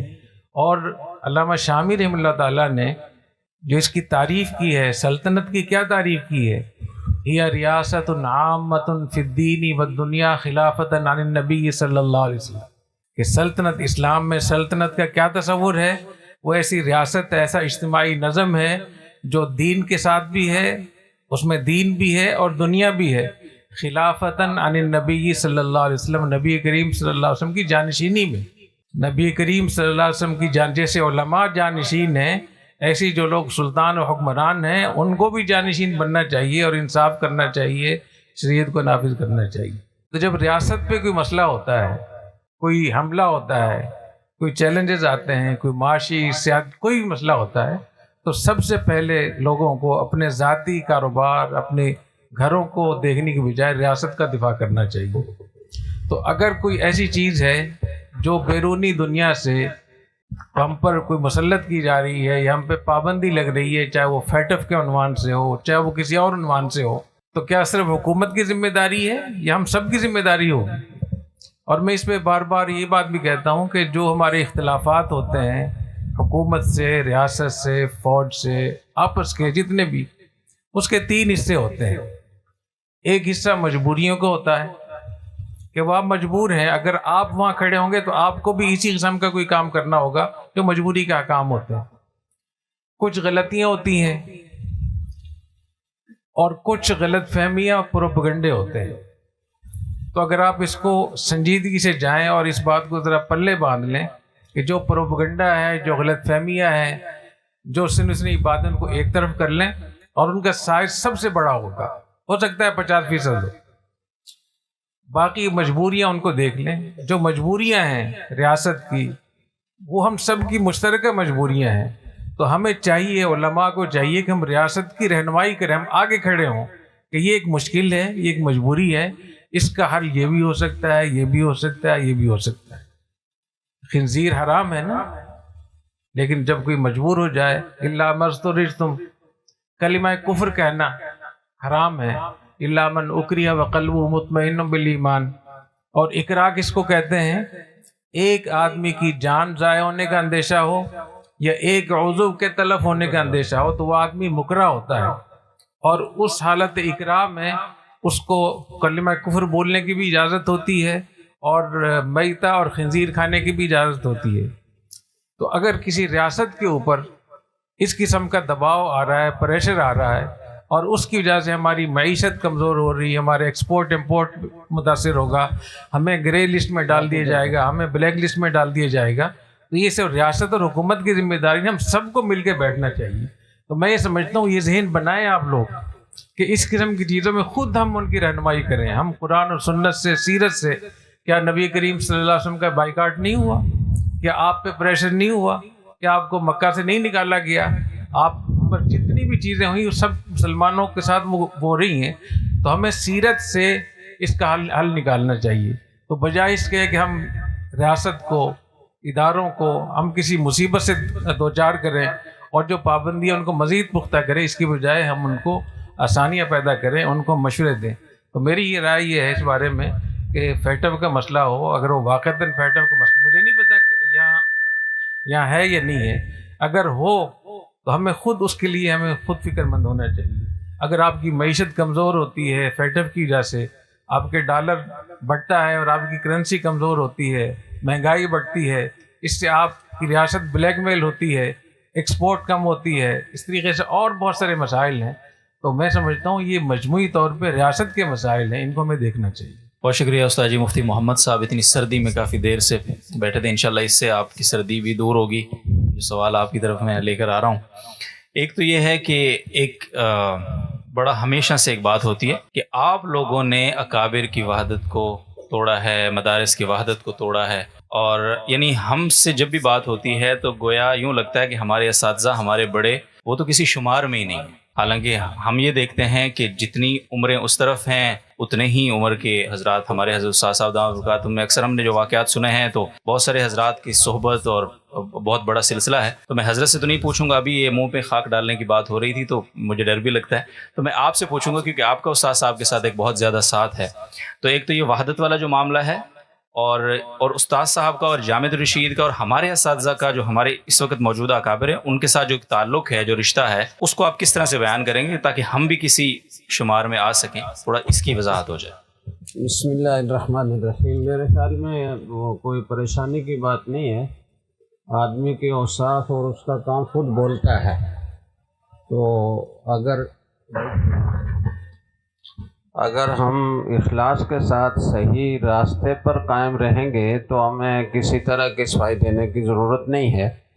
ویسے معلومات کے لیے میں عرض کر دوں کہ ہمارے استاد محترم حضرت مفتی عبدالرحیم صاحب دامت برکاتہم، لوگ بعض اوقات یہ کہتے ہیں کہ جی فلاں بڑا تھا، اس نے یہ سخت بات کر لی تو جواب دینے کی کیا ضرورت تھی۔ اول تو آپ دیکھ رہے ہیں سال ہر سال سے تنقید کا نشانہ بن رہے ہیں اور الزامات اور طرح طرح کے القابات کا نشانہ بن رہے ہیں، لیکن ہم خاموش ہیں۔ آپ کو بھی یہ ہدایات ہم نے دی کہ کسی طرح کی بھی کوئی سخت بات نہیں کرنی، اور اللہ آپ کو جزائے خیر عطا فرمائے کہ آپ نے ہماری ہدایات پر عمل کیا، اور کبھی اگر کسی نے جوش میں آ کر کوئی سخت بات لکھ دی تو ہم نے اسے ڈیلیٹ کروایا۔ ابھی کیوں بولے تو اس کا تفصیل سے جواب حضرت نے دے دیا ہے۔ میں یہ عرض کرنا چاہتا ہوں کہ حضرت استاد محترم دامت برکاتہم کا سن فراغت 1979 ہے اور میں نے 1982 میں پڑھنا شروع کیا تھا، تو حضرت کو فارغ ہوئے 45 سال ہو چکے ہیں۔ تو اگر 45 سال کے بعد بھی کوئی چھوٹا ہی ہے تو اس کا تو کوئی جواب ہمارے پاس نہیں ہے۔ ہم نے اپنے حضرت والا حضرت مفتی رشید احمد صاحب رحمہ اللہ تعالیٰ کو دیکھا، سنا، اور آپ کا ایک رسالہ بھی جامع الرشید کا پس منظر کے نام سے موجود ہے۔ تو حضرت والا رحمہ اللہ تعالیٰ نے فرمایا کہ میں نے 22 سال یا پتہ نہیں کتنے سال فرمایا کہ میں اس تلاش میں تھا کہ میں اپنے بعد اپنی جگہ پر کس کو بٹھا کر جاؤں، اپنا جانشین کس کو بناؤں، تو مجھے اپنے معیار کے مطابق کوئی آدمی مل نہیں رہا تھا۔ اب جا کر مجھے اتنے سال کی تلاش اور جستجو کے بعد اور دعاؤں کے بعد حضرت مفتی عبدالرحیم صاحب دامت برکاتہم کی شکل میں اپنی جگہ بٹھانے کے لیے آدمی مہیا ہوا ہے، اور اپنے متعلقین کو، اپنے شاگردوں کو جامع الرشید کا پس منظر رسالہ میں بہت تاکید فرمائی ہے کہ میرے بعد ان کی اطاعت کرنا۔ تو یہ رسالہ پڑھنے سے تعلق رکھتا ہے۔ میری چاہت ہے کہ ہمارے جامع الرشید سے تعلق رکھنے والا کم از کم ہر طالب علم اس کو پڑھے، اساتذہ بھی پڑھیں، تاکہ ان کو اندازہ ہو کہ حضرت والا۔ اور پھر حضرت نے فرمایا کہ ایسے ہی نہیں میں نے اپنی جگہ بٹھا دیا، بلکہ میں نے ٹھوک بجا کر دیکھا، طرح طرح سے آزمایا، اور میں اس نتیجے پر پہنچا کہ اس شخصیت کے دل میں دنیا کی محبت کا ذرہ بھی نہیں۔ تو اور اس سے زیادہ بڑی تصدیق آپ کو کیا چاہیے کہ حضرت والا کی کیا شان ہے یا حضرت والا کا کیا مقام اور مرتبہ ہے۔ اور یہ بھی آپ کو معلوم ہے کہ ہمارے حضرت والا حضرت مفتی رشید احمد صاحب رحمہ اللہ تعالی وہ بہت، ان کا معیار بہت بلند تھا۔ تو جب تک حضرت والا رحمہ اللہ تعالی کو پورا اطمینان نہ ہوتا اس وقت تک کبھی کسی پر اعتماد کا اظہار نہیں فرماتے تھے، اور یہ دنیا میں معروف تھا کہ حضرت کا مزاج بہت اس معاملے میں سخت کہا جاتا تھا، اس کو معیار بہت اونچا تھا۔ مجھے یاد ہے کہ حضرت والا رحمہ اللہ تعالیٰ نے جب مجھے تخصص کے بعد 8 سال تک حضرت کے ساتھ کام کرتے ہوئے ہو گئے، اور احسن الفتاویٰ کی تبویب میرے ذمے تھی، اور حضرت والا رحمہ اللہ تعالیٰ کو روزانہ کی بنیاد پر میں وہ کام دکھاتا تھا، تو 8 سال مجھے ایسے یاد پڑتا ہے 8 سال یا 8 سال سے بھی زیادہ عرصہ گزرا۔ تو حضرت نے ایک دن فرمایا، حضرت کے یہاں کسی کو مفتی کہنا یہ کوئی آسان کام نہیں تھا، اور حضرت فرماتے تھے کہ جب تک اونچی استعداد نہ ہو، اور آپ کو پتہ ہے کہ حضرت والا کے یہاں تخصص ہی ہوتا تھا، اور تخصص میں 5 سے 6 طلباء عام طور پر ہوتے تھے، اور کبھی کبھی ایسا بھی ہوتا تھا کہ حضرت والا کے معیار کے مطابق داخلے نہیں ہو سکے، صرف ایک آدمی کو داخلہ ملا۔ تو آپ اس سے معیار کا اندازہ لگا سکتے ہیں، ایک طالب علم کو پڑھانا گوارا کر لیا لیکن اپنے معیار پر سمجھوتا نہیں کیا۔ تو حضرت والا نے 8 سال، اور مفتی محمد صاحب بھی اکیلے تھے، وحدہ لا شریک تو ان کا جب میں نے نام لکھا، کیونکہ اکیلے ہی داخلہ ان کا ہوا، تو میں نے لکھا تھا محمد زرین وحدہ لا شریک، اس پہ رجسٹر پہ یہی لفظ لکھا ہوا ہے، کیونکہ وہ دوسرا تھا نہیں کوئی. آئے تھے لوگ، کافی سارے لوگ آئے تھے، لیکن کوئی پاس نہیں ہو سکے. تو 8 سال کے بعد ایک دن حضرت نے مجھ سے فرمایا کہ آج فون پر کسی نے مجھ سے پوچھا کہ یہ عصر کے بعد آپ کے بیان کے سے پہلے جو کتاب پڑھتے ہیں، تعلیم ہوتی ہے آپ کے مواعظ کی، یہ مولوی صاحب کون ہیں جو کتاب پڑھتے ہیں؟ تو آج پہلی دفعہ میں نے کہا کہ یہ مفتی محمد صاحب ہیں. تو اتنے سال کے بعد مفتی کا لفظ حضرت نے میرے لیے استعمال کیا. اس سے آپ حضرت کے معیار کا اندازہ لگا سکتے ہیں. تو حضرت والا نے جس شخصیت کو اپنی جگہ پر بٹھایا ہو اور سال کے مجاہدات کروانے کے بعد اور بہت کڑے امتحانات سے گزارنے کے بعد بٹھایا ہو، تو وہ شخصیت میرے خیال میں بہت سارے محتممین سے اور بہت سارے مشائخ سے زیادہ قابل اعتماد ہے. بہت شکریہ، جزاکم اللہ خیر. مجھے حضرت استاد صاحب تشریف رکھتے ہیں، میں زیادہ تو زحمت نہیں، لیکن حضرت واقعات سناتے ہیں تو ہمارا بڑا ایمان بھی تازہ ہوتا ہے. تو جو ایک اساتذہ کرام کا سلسلہ ہے، جیسے حضرت مولانا موسیٰ خان صاحب کے واقعات کئی بار حضرت نے سنائے، اس طرح بہت بڑے حضرت شیخ غلام اللہ خان صاحب سے استاد صاحب نے 2 بار دورہ تفسیر کیا، یہ ہم نے سنا. تو کچھ اگر اپنے اساتذہ کے حوالے سے حضرت ویسے ہی بتائیں، چونکہ ایک تذکرہ چھڑا ہے تو حضرت سے ہی ہم سننا چاہیں گے ان اکابر کا ذکر جن سے استاد صاحب نے فیض پایا، اس موضوع سے ہٹ کے ویسے اپنے ساتھیوں کے لیے. آپ لوگوں کو پتہ ہے نا میرے اساتذہ کون کون ہیں؟ میرے اساتذہ میں سب سے پہلے تو ہمارے حضرت رحمہ اللہ تعالیٰ جن کی خدمت میں 20 سال 1 مہینہ 21 دن میں نے گزارے. تو مجھے پورا یاد ہے کہ اتنا وقت میں الحمدللہ مجھے موقع ملا. اور حضرت کے بارے میں آپ حضرات کو معلوم ہے کہ حضرت دارالعلوم کراچی میں شیخ الحدیث تھے. تب حضرت مولانا مفتی رفیع عثمانی صاحب رحمۃ اللہ علیہ، شیخ الاسلام مولانا مفتی تقی عثمانی صاحب رحمۃ اللہ علیہ، وہ حضرت سے تمام بڑی کتابیں صحیح بخاری سمیت حضرت سے پڑھی انہوں نے. تو اللہ تعالیٰ نے مجھے یہ موقع نصیب فرمایا ابتداء عمر میں کہ اتنی بڑی شخصیت کی صحبت میں مجھے اللہ نے پہنچایا. جامعہ اشرفیہ میں حضرت مولانا عبید اللہ اشرفی صاحب رحمۃ اللہ علیہ، وہ بہت بڑے بزرگ تھے. ان کی خدمت میں 3 سال الحمدللہ پڑھنے کا موقع ملا. حضرت مولانا صوفی محمد سرور صاحب رحمۃ اللہ جو میرے استاد بھی تھے شیخ اور میرے شیخ بھی تھے. حضرت مولانا موسیٰ خان صاحب رحمۃ اللہ علیہ جو بہت بڑے محدث بھی، مفسر بھی، محقق بھی، اللہ نے ان کی صحبت بھی نصیب فرمائی. حضرت مفتی جمیل احمد صاحب تھانوی جو مفتی اعظم بھی کہلاتے تھے، ان کی صحبت بھی الحمدللہ بہت زیادہ ملی. حضرت مولانا شیخ القرآن مولانا غلام اللہ خان صاحب رحمۃ اللہ علیہ 2 مرتبہ دورہ تفسیر بھی الحمدللہ میں نے پڑھا ان سے. حضرت مولانا محمد مالک کاندھلوی رحمۃ اللہ علیہ جو شیخ الحدیث تھے جامعہ اشرفیہ کے، ان سے تعلیم تو حاصل کی، اس کے ساتھ ساتھ ان کی خصوصی صحبت بھی مجھے نصیب رہی الحمدللہ. یعنی تقریباً 1-2 مہینے تک میں روزانہ ان کی خدمت میں گھر پہ جاتا تھا اور صحیح بخاری کا عربی میں جو ان کی تقریر تھی ان کو دکھاتا تھا. اور جب مجھے باہر جانا تھا سعودی عرب، تو حضرت شیخ الحدیث مولانا محمد مالک کاندھلی رحمہ اللہ تعالیٰ میرے کاغذات لے کر اسلام آباد گئے. خود سفر کیا انہوں نے، جبکہ وہ اس زمانے میں بہت بڑی ان کی حیثیت تھی، شیخ الحدیث بھی تھے، اور جو صدر ضیاء الحق مرحوم نے جو شورا بنائی تھی اسلامائزیشن کے لیے، اس کے وہ چیئرمین بھی تھے. تو اس پر لوگ بہت تعجب کر رہے تھے کہ ایک طالب علم کے کاغذات لے کر شیخ الحدیث صاحب خود اسلام آباد گئے ہیں سعودی سفارت خانے سے ملنے کے لیے. تو الحمدللہ ان اکابر کی بزرگوں کی صحبت الحمدللہ مجھے ملی. حضرت مولانا غلام اللہ خان صاحب رحمۃ اللہ علیہ، تو ان کی بھی بہت شفقت تھی الحمدللہ. حضرت مولانا قاضی شمس الدین صاحب رحمۃ اللہ علیہ، ان سے میں نے سورہ فلق اور سورہ ناس براہ راست پڑھی ہے. اور وہ اتنے بڑے عالم تھے کہ دارالعلوم دیوبند میں استاد تھے، اور ہمارے حضرت رحمہ اللہ تعالیٰ کی سند پہ بھی ان کے دستخط ہیں. اساتذہ میں حضرت کی سند پہ قاضی شمس الدین صاحب کے بھی دستخط تھے. حضرت قاری طیب صاحب رحمۃ اللہ علیہ، ان کی صحبت بھی کافی نصیب ہوئی. 15 دن روزانہ 2-2 گھنٹے الحمدللہ ان کی خدمت میں رہتے تھے، ان سے اجازت حدیث بھی حاصل ہوئی. اور اس طریقے سے اور بھی بہت سارے حضرات ہیں جن کے اللہ نے مجھے موقع دیا. حضرت ڈاکٹر عبدالحی صاحب رحمۃ اللہ علیہ 5 سال تک الحمدللہ ان کی خدمت میں، حالانکہ حتیٰ کہ حضرت کے جو بہت سارے خلفاء تھے، اتنی صحبت ان کو نصیب نہیں ہوگی جتنی اللہ نے مجھے دی.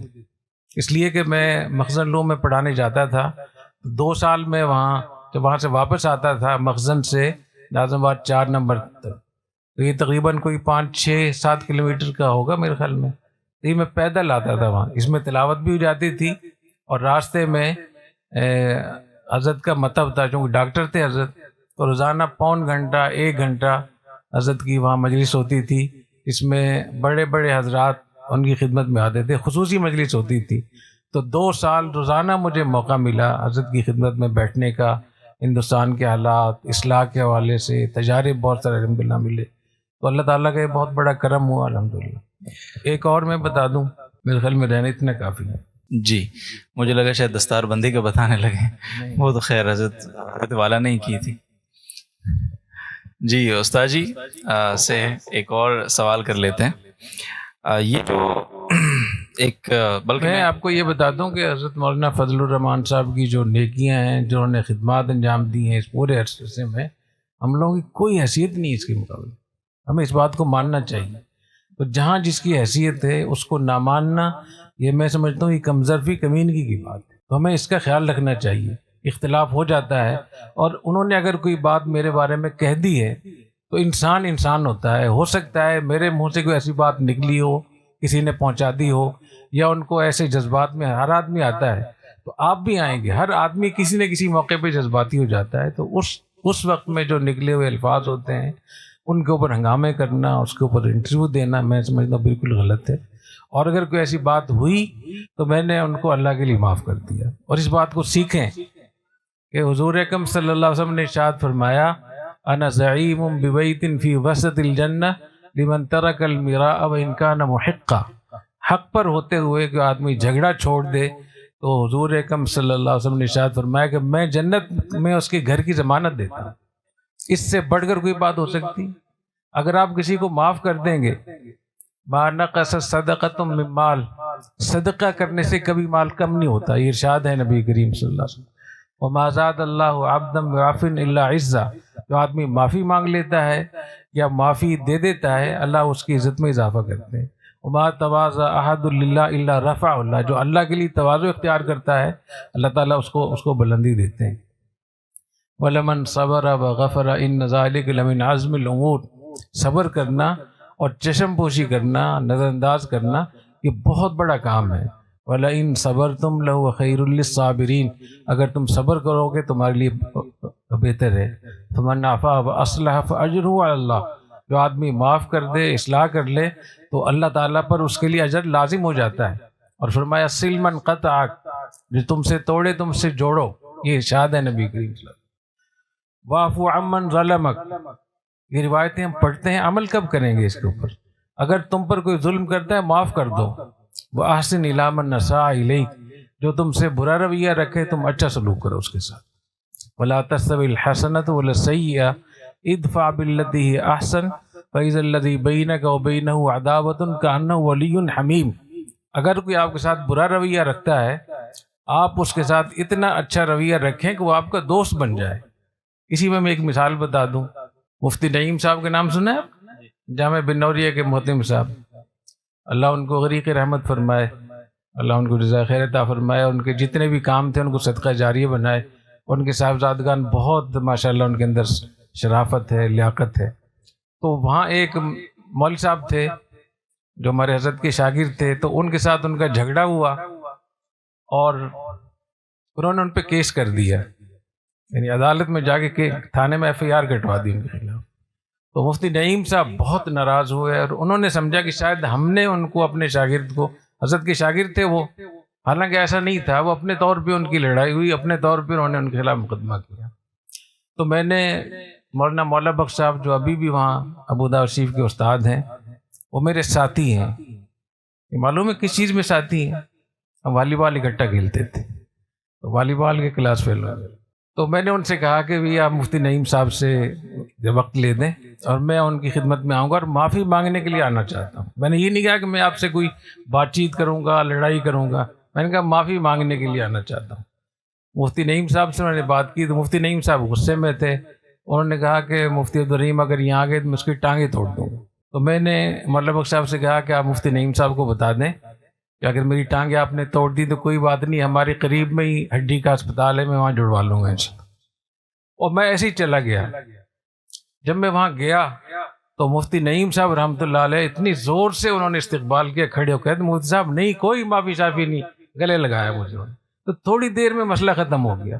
یہ جو جھگڑے چل رہے ہیں نا مولانا فضل الرحمان صاحب کے جامع مسجد کے، یہ آپ دیکھ لینا ایک دن میں حل ہو جائیں گے۔ جس دن مجھے موقع مل گیا ان کی خدمت میں جانے کا، میں ان سے معذرت کر لوں گا، معافی مانگ لوں گا، ان کا ہاتھ چوم لوں گا، کوئی مسئلہ نہیں ہے۔ کیوں جھگڑ رہے ہیں؟ آپ شرمندہ ہوں گے۔ میں نے چند روز پہلے بھی کہا تھا کہ جو لوگ یہ چاہتے ہیں، یہ ان کو خیال یہ ہے کہ ہم تصادم کی طرف جا رہے ہیں، وہ شرمندہ ہوں گے۔ یہ 1 منٹ کی بات ہے انشاءاللہ۔ اور میں نے اس کی کوشش بھی کی، کیونکہ قطر کے سفارت خانے میں ہم دونوں مدعو تھے، مولانا بھی مدعو تھے اور میں بھی تھا۔ تو میں نے اپنے ساتھیوں سے، یہ مولانا بھی تھے مولانا عبدالودود صاحب، تو میں نے ان لوگوں سے کہا، میں نے کہا دیکھیں مولانا جہاں نظر آئے مجھے بتانا، میں زبردستی جاؤں گا، ان کا ہاتھ پکڑوں گا اور ایک سیلفی لوں گا، میں بتاؤں گا کہ ہم ایک ہیں۔ تو جب ہم ایک ہیں، آپ کو لڑنے کی کیا ضرورت ہے؟ اور میں آگے پھر آپ کو بتاؤں گا کہ الحمدللہ بات بہت اچھی اس پہ تک پہنچ گئی ہے الحمدللہ۔ جی بہت شکریہ استاد جی مفتی محمد صاحب سے۔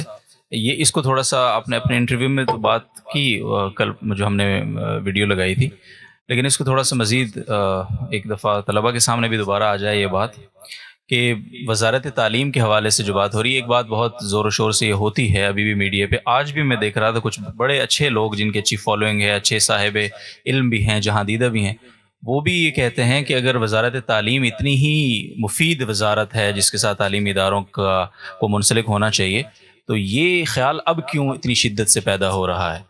تو اس پر میں چاہوں گا استاد جی دوبارہ تھوڑی سی بات فرمائیں تھوڑی تفصیل سے، اور میں حضرت سے پھر بعد میں کہ منسلک ہونا کسی وزارت سے اور اس کے ماتحت ہونا، اس میں کیا فرق ہے، وہ بعد میں پھر حضرت سے پوچھتے ہیں انشاءاللہ۔ دیکھیں، یہ جو وزارت تعلیم کے تحت رجسٹریشن تابع ہونا الگ بات ہوتی ہے، اور کسی وزارت کے تحت اپنے مدرسے کی رجسٹریشن کرانا الگ بات ہوتی ہے۔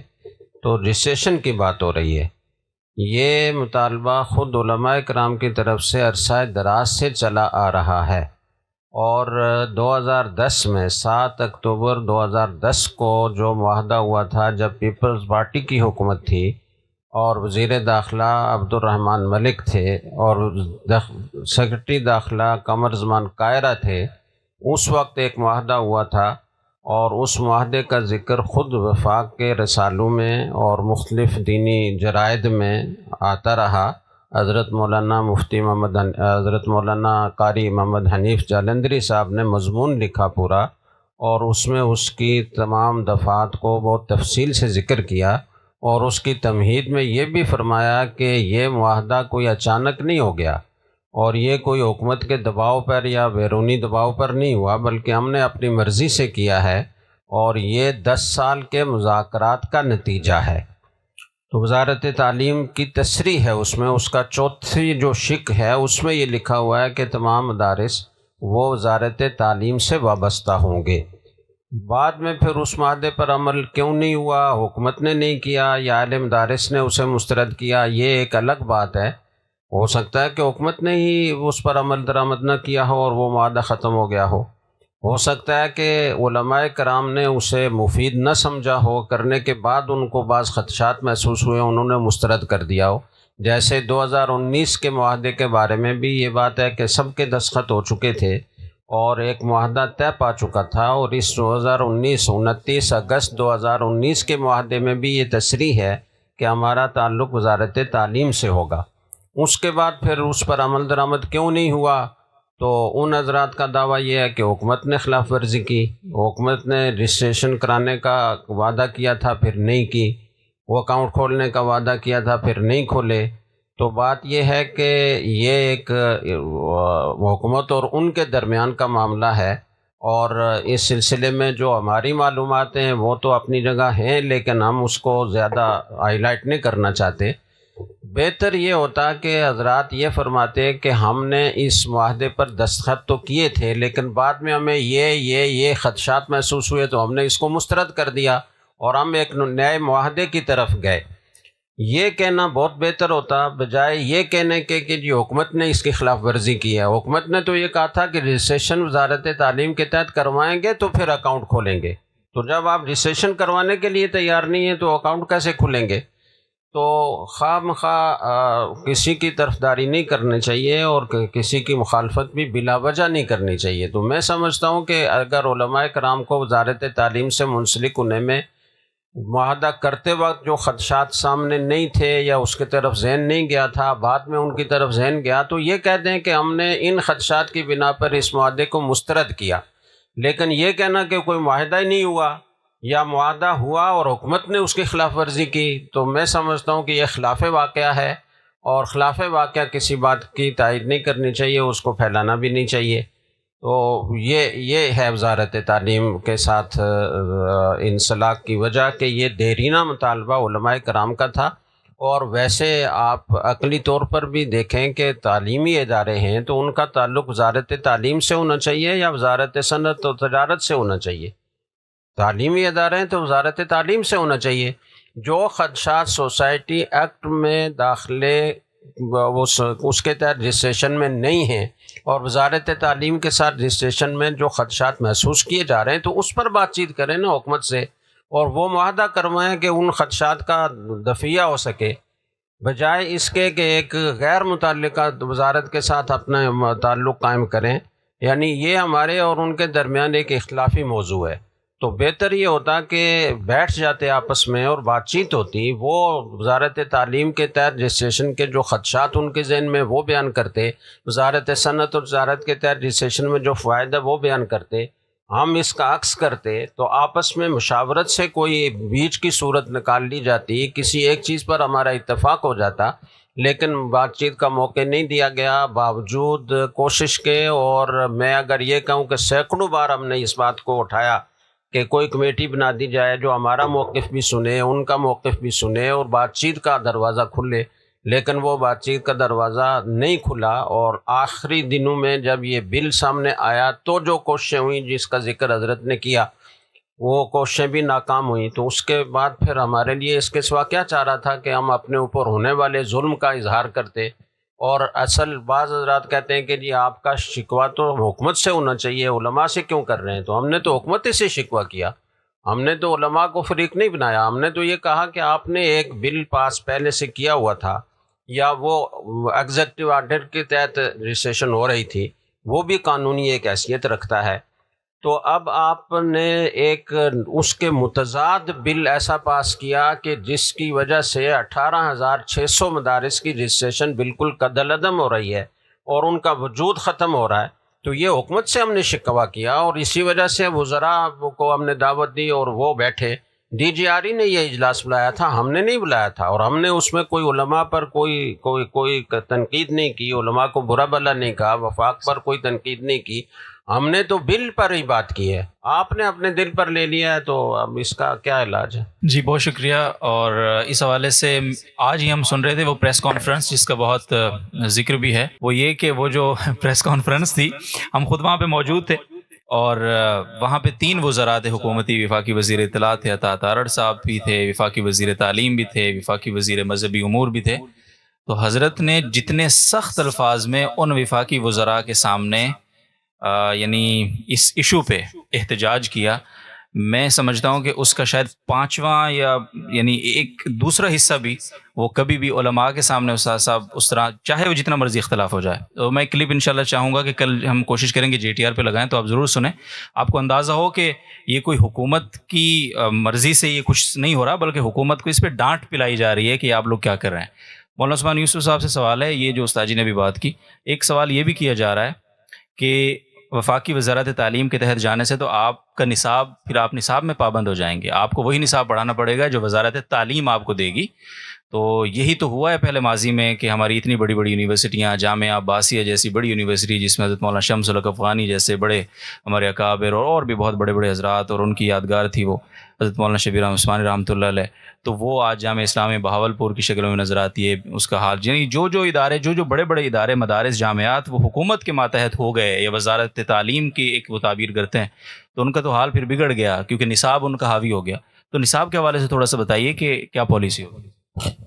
ان اداروں کے حوالے سے تو میں حضرت استاد صاحب سے گزارش کروں گا کہ حضرت اس حوالے سے بات فرمائے، اس کا تاریخی پس منظر بھی، اور کیا یہ اسی طرح کی ماڈل کو اپنایا جا رہا ہے یا یہ ایک مختلف چیز ہے. اب میں ایک حلف نامہ چاہوں گا میڈیا ٹیم سے، جو مجمع العلوم الاسلامیہ جب قائم ہوا، جو درخواست یہ میں نے خود لکھی ہوئی ہے، ٹائپ کی ہوئی ہے، اور اس کے اوپر حضرت استاد صاحب، استاد جی مفتی محمد صاحب، مفتی نعمان نعیم صاحب اور مولانا فرحان نعیم صاحب کے سگنیچرز ہیں۔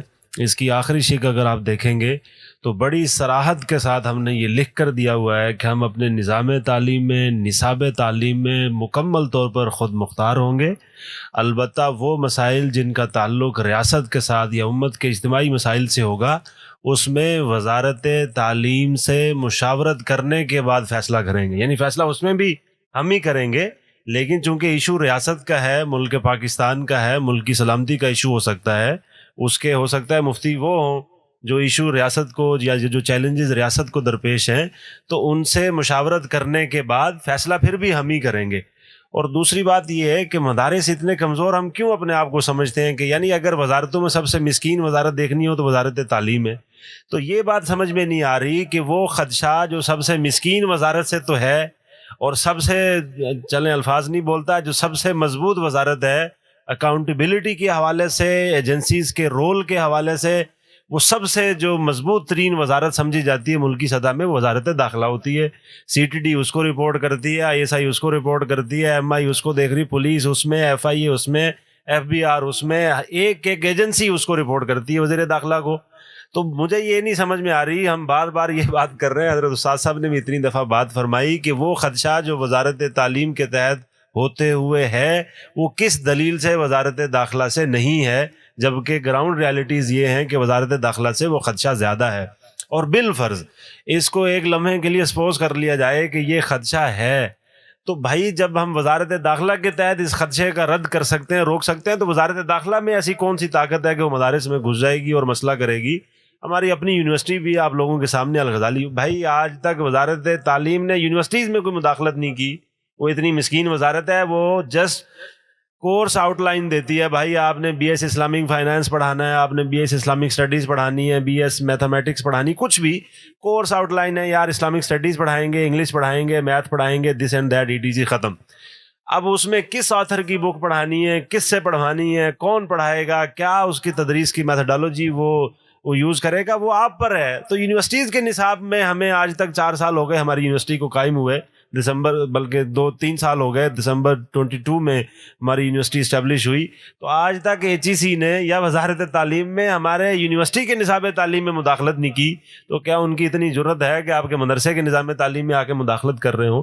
تو ایک طرف ہم اپنی طاقت کا مظاہرہ کرتے ہیں اور اس کا اظہار کرتے ہیں کہ کسی کی یہ ہمت نہیں ہے کہ ہمیں وہ چھیڑ سکے، تو وزارت تعلیم کے تحت مطلب وہ ایک وزارت کوئی جاپان کی گورنمنٹ کے تحت آپریٹ ہو رہی ہے اور دوسری حکومت پاکستان کے تحت آپریٹ ہو رہی ہے، یہ فرق ہے یا کیا فرق ہے؟ اور اگر کوئی اس کی طاقت اور پاور کے حوالے سے اور ایجنسیز کے ایک پورٹ فولیو کے اعتبار سے دیکھا جائے تو پھر وہ خدشہ وزارت داخلہ میں زیادہ ہے وزارت تعلیم کی بنسبت۔ آپ کا بہت شکریہ، آپ نے اتنی اپنے آپ کو روک کے گفتگو کی۔ مزید تفصیلات کے لیے مفتی طارق مسعود صاحب کے ساتھ جو پوڈ کاسٹ آ رہا ہے وہ آپ سنیں، انشاءاللہ آپ کو ایمان تازہ ہوگا۔ تو میں حضرت سے بھی گزارش کروں گا، اور ایک اس حلف نامے سے پہلے ایک چیز اور جو ہم سے مس ہوئی، جو استاد جی مفتی محمد صاحب نے 2010 کا جو آپ کو ایگریمنٹ دکھایا تھا وفاقی وزارت تعلیم کے تحت، تو اس میں جو ایک شک ہے اس کے اندر کل ہم نے جو ویڈیو استاد جی کی لگائی تھی اس میں وہ ہے، یہ شک نمبر ہے تقریباً کون سی 5، شک نمبر 5 ہے، عصری مضامین کی تعلیم اور امتحانات کے معیار میں یکسانیت پیدا کرنے کے لیے ہر بورڈ کی مجلس نصاب میں حکومت اپنے 2 نمائندے نامزد کرے گی۔ یعنی یہاں اس 2010 کے معاہدے میں جو وفاقی وزارت تعلیم کے تحت یہ معاہدہ اتحاد تنظیمات مدارس پاکستان کا ہے، اس میں وہ 2 نمائندے موجود ہیں جو نصاب سازی میں مشاورت میں شریک ہوں گے حکومت کی طرف سے، جبکہ مجمع العلوم الاسلامیہ کا الحمدللہ جن پر یہ الزام ہے کہ یہاں ساری مداخلت ہے، ان کا حلف نامہ بھی آپ نے دیکھا ہے، تو تھوڑا سا کمپیریزن یہاں سے بھی آپ کو انشاءاللہ ملے۔ ایک بات یہ بھی تھی کہ یعنی وزارت تعلیم کی بات اب کیوں، تو 2010 اور جس طرح ساجی نے فرمایا کہ اس 2010 سے 10 سال پہلے کوششیں، اس معاہدے، یہ معاہدہ 10 سال کی کوششوں سے ہوا، یعنی سن 2000 سے یہ معاہدہ یعنی اس پہ کوشش ہو رہی تھی۔ شک نمبر 5، پانچوں بورڈز کو حکومت کی جانب سے قانونی حیثیت ملنے کے بعد ان کا رابطہ وزارت تعلیم سے ہوگا، تو یہ صراحت ہے وزارت تعلیم کی اس میں۔ تو حضرت وہ جو اداروں کی حوالے سے بات ہو رہی ہے کہ ہمارے اس جامعہ رشید کا حال بھی کہیں ان اداروں کی طرح جن کی مثالیں دی جاتی ہیں، جس طرح میں اسلامی یونیورسٹی بہاولپور کا یا اور ادارے، تو تھوڑا سا اس حوالے سے بات فرمائیں گے کہ اس کا کیا؟ یہ بات سمجھنے کی ہے کہ کسی بھی وزارت کے ساتھ منسلک ہونا یا اس کے قانون کو فالو کرنا یہ اور بات ہے، اور اس کو قومی تحویل میں لینا اور بات ہے۔ تو یہ جتنی بھی چیزیں ہو رہی ہیں، چاہے سوسائٹی ایکٹ ہو، وزارت تعلیم ہو، اس میں دونوں میں مدرسوں پہ حکومت کا قبضہ نہیں ہوگا۔ آپ دیکھیں پاکستان میں کتنے سینکڑوں ہزاروں اسکول ہیں جو پرائیویٹ چل رہے ہیں، شخصی طور پہ چل رہے ہیں، بیکن ہاؤس ہے اور گرامر اسکول ہے، پتہ نہیں کیا کیا ہے، 25-26 اسکول بورڈ ہیں، وہ اپنے طور پہ چل رہے ہیں، وہ حکومت کی تحویل میں نہیں ہے۔ اگر وہ حکومت کی تحویل میں ہوں گے تو پھر وہ تو پبلک اس میں جائیں گے نا، سرکاری اس میں چل جائیں گے۔ تو دو قسم کے تعلیمی ادارے ہیں، ایک وہ جن کو سرکار چلاتی ہے ان کو سرکاری کہتے ہیں، اور وہ جن کو نجی طور پہ چلایا جاتا ہے ان کو پرائیویٹ کہتے ہیں۔ تو خود اسکولوں میں، کالجوں میں، یونیورسٹیاں بھی دونوں قسم کی ہیں۔ تو جب وہاں یہ سلسلہ موجود ہے تو اگر مدرسہ وزارت تعلیم کے ساتھ منسلک ہوگا تو منسلک ہونے سے کیسے وہ سرکاری بن جائے گا؟ جبکہ کوئی بھی، جہاں تک مدرسہ بورڈ کی بات ہے جو جنرل مشرف نے قائم کیے تھے وہ تو سرکاری تھے، وہ سرکار نے قائم کیے تھے۔ ابھی جتنے مدرسے ہیں تو اپنے طور پہ لوگوں نے قائم کیے ہوئے ہیں، اب ان کو کس قانون کے تحت یہ چلے گا؟ اس میں وزارت صنعت و تجارت بھی ہے، سوسائٹی ایکٹ بھی ہے، وزارت داخلہ بھی ہے، وزارت مذہبی امور بھی ہے، وزارت تعلیم بھی ہے۔ تو صرف منسلک ہونے سے یہ سمجھ لینا کہ یہ سرکاری طور پہ بن گیا، وہ میرے خیال میں یہ درست نہیں ہے۔ اچھا حضرت مولانا قاسم نانوتوی رحمۃ اللہ علیہ کے حوالے سے ایک بات ہو رہی ہے، یعنی میں منسلک ہونے سے آگے بڑھ رہا ہوں ذرا، کہ ہمارے ہاں پچھلے دنوں انٹرویوز میں بھی حضرت نے فرمایا، مولانا عثمان صاحب نے بھی پریزنٹیشن دی کہ DGRE سے جو ہمارے مجمع کے مدارس کو فوائد ہوئے پچھلے 3 سال میں، اس کی ایک لمبی فہرست ہے، ٹیکنیکل ٹریننگز کی، اساتذہ کے وظائف کی، یہاں بھی تقریبات ہوتی رہی ہیں اور انشاءاللہ ہوتی رہیں گی آگے بھی۔ تو جب حکومت آپ کو فنڈ کر رہی ہے تو ظاہر ہے وہ اپنے مفادات، یعنی ایک اس پہ فوراً ایک نتیجہ نکالا جاتا ہے، اور پھر اس پر حضرت مولانا قاسم نانوتوی رحمۃ اللہ علیہ کے قول بھی پیش کیا جاتا ہے جو حکمرانوں کی امداد قبول نہ کرنے کے حوالے سے ہے، یعنی تو وہ ایک دلیل بھی مل جاتی ہے اکابر سے۔ تو اس کو کس طرح سے حضرت ایڈریس کریں گے؟ جی میرے خیال میں اس کو دیکھنا چاہیے اس وقت میں کون سی سرکار تھی جس کے بارے میں حضرت نے فرمایا۔ کیا انگریزوں کے آنے سے پہلے جتنے بھی اسلامی حکومتیں تھیں اس میں مدارس تھے یا نہیں تھے؟ مدارس تھے نا، تھوڑا بولنے بات کے جواب دے تاکہ پتہ چلے کہ آپ زندہ ہیں اور جاگ رہے ہیں۔ تو 3 قسم کے مدرسے ہوتے تھے اس زمانے میں۔ زیادہ مدرسے وہ ہوتے تھے جو حکومت کے مادات ہوتے تھے، دوسرے نمبر پر وہ مدرسے ہوتے تھے جو اوقاف سے اور انڈاؤمنٹ سے چلتے تھے، وہ بھی حکومتی کے مادات ہوتے تھے۔ ایک حصہ مدرسوں کا وہ تھا جو شخصی طور پہ بڑے نواب لوگ تھے، خاندانی مدرسے ہوتے تھے۔ تو اس زمانے میں 80% مدارس وہ سرکار کے ماتحت ہوتے تھے۔ تو ان سرکار کے ماتحت مدارس سے امام غزالی، امام رازی اور جتنے بڑے بڑے لوگ ہیں، شاہ ولی اللہ ہیں، مجدد الفسانی ہیں، یہ سارے لوگ وہیں تو پڑھے ہیں سارے۔ اور پھر پڑھنے کے بعد پھر وہ سرکار میں جا کے کوئی قاضی القضاء بن رہا ہے، کوئی وزیر تعلیم بن رہا ہے، کوئی وزیر اعظم بن رہا ہے۔ تو یہ جو تاثر ہے کہ ہم بالکل ایک رہبانیت کی طرف جا رہے ہیں، یہ بات غلط ہے۔ اس وقت میں انگریزوں کی حکومت تھی، انگریزوں سے حضرت نانوتوی رحمۃ اللہ علیہ نے 1857 میں جنگ آزادی لڑی تھی، اور اس وقت ان کا ایک غلبہ تھا، ایک سیلاب تھا پورا۔ اس کو روکنے کے لیے حضرت نے فرمایا کہ ہمیں کسی سے، سرکار سے مدد نہیں لینی۔ اور اسی دوران حضرت نانوتوی رحمۃ اللہ علیہ کے وصال کے بعد حضرت کے صاحبزادے مولانا محمد احمد نانوتوی رحمۃ اللہ علیہ وہ محتمم بنے۔ جب وہ محتمم بنے تو اس وقت ریاست حیدرآباد دکن وہ بھی ریاست تھی، نواب تھے اور باقاعدہ حکومت تھی ان کی۔ تو سب سے زیادہ جو امداد ملتی تھی، چندہ ملتا تھا، وہ ریاست حیدرآباد سے ملتا تھا، ریاست بھاولپور سے ملتا تھا، ریاست قلات سے ملتا تھا۔ جتنا بھی جو گندم ہوا کرتی تھی وہ ریاست بھاولپور سے جاتی تھی سر۔ تو ان تینوں ریاستوں سے، ریاست بھوپال سے بھی آتی تھی، تو 4 ریاستوں کی تو سراحتاً موجود ہے کہ وہاں سے دارالعلوم دیوبند کو نہ صرف چندہ آتا تھا بلکہ سال کے آخر میں نواب حیدرآباد دکن خود آتے تھے اور سال بھر کے تمام حسابات کو دیکھ کر اس پہ دستخط کر کے جاتے تھے۔ تو پھر یہ اگر اس کو عمومی طور پہ لیں گے تو پھر ریاست حیدرآباد بھی تو سرکار تھی۔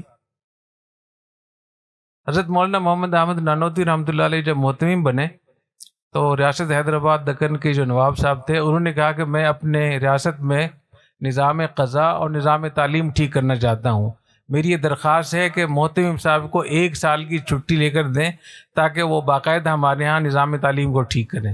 تو حضرت مولانا نانوتوی محمد احمد نانوتوی رحمۃ اللہ علیہ 1 سال کی چھٹی لے کر اہتمام چھوڑ کر دارالعلوم دیوبند کو چھوڑ کے ریاست میں جا کے ملازمت کی حضرت نے. حضرت کا انتقال بھی وہیں ہوا. مولانا شمس اللہ افغانی رحمۃ اللہ علیہ وہ دارالعلوم دیوبند میں شیخ التفسیر تھے. تو ریاست قلات کے جو والی تھے انہوں نے دارالعلوم دیوبند کو خط لکھا کہ میں چاہتا ہوں کہ اپنے نظام تعلیم اور نظام قضاء کو میں ٹھیک کروں اور آپ کسی بڑے عالم کو بھیجیں. تو دارالعلوم دیوبند سے حضرت مولانا شمس اللہ افغانی رحمۃ اللہ علیہ کو بھیجا گیا، اور وہ جب وہ آئے تو ریاست کے وزیر تعلیم بھی مقرر ہوئے، وزیر قانون بھی مقرر ہوئے.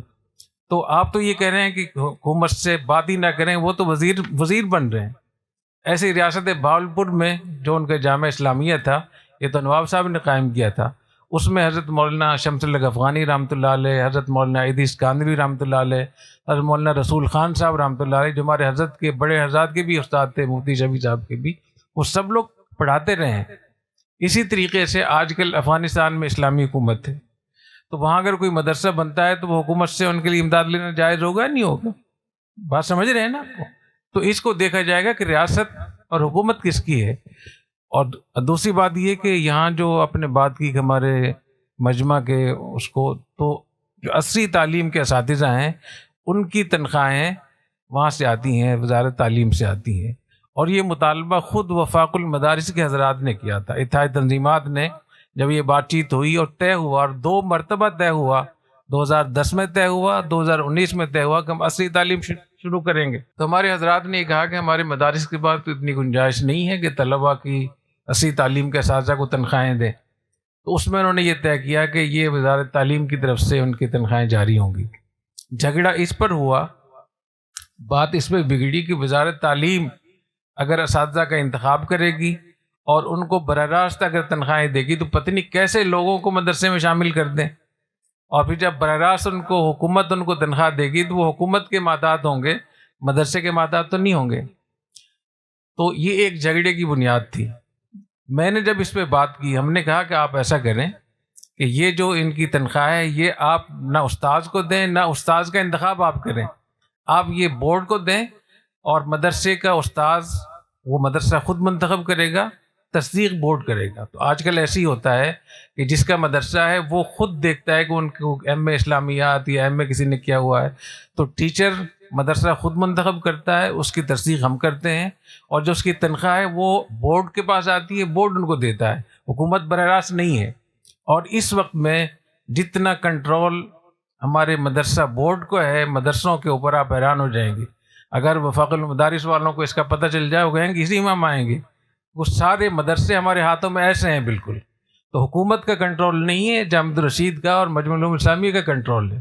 تو ایک تو میں یہ بتا دوں کہ یہ جو ہم لوگ سمجھتے ہیں یہ غلط ہے.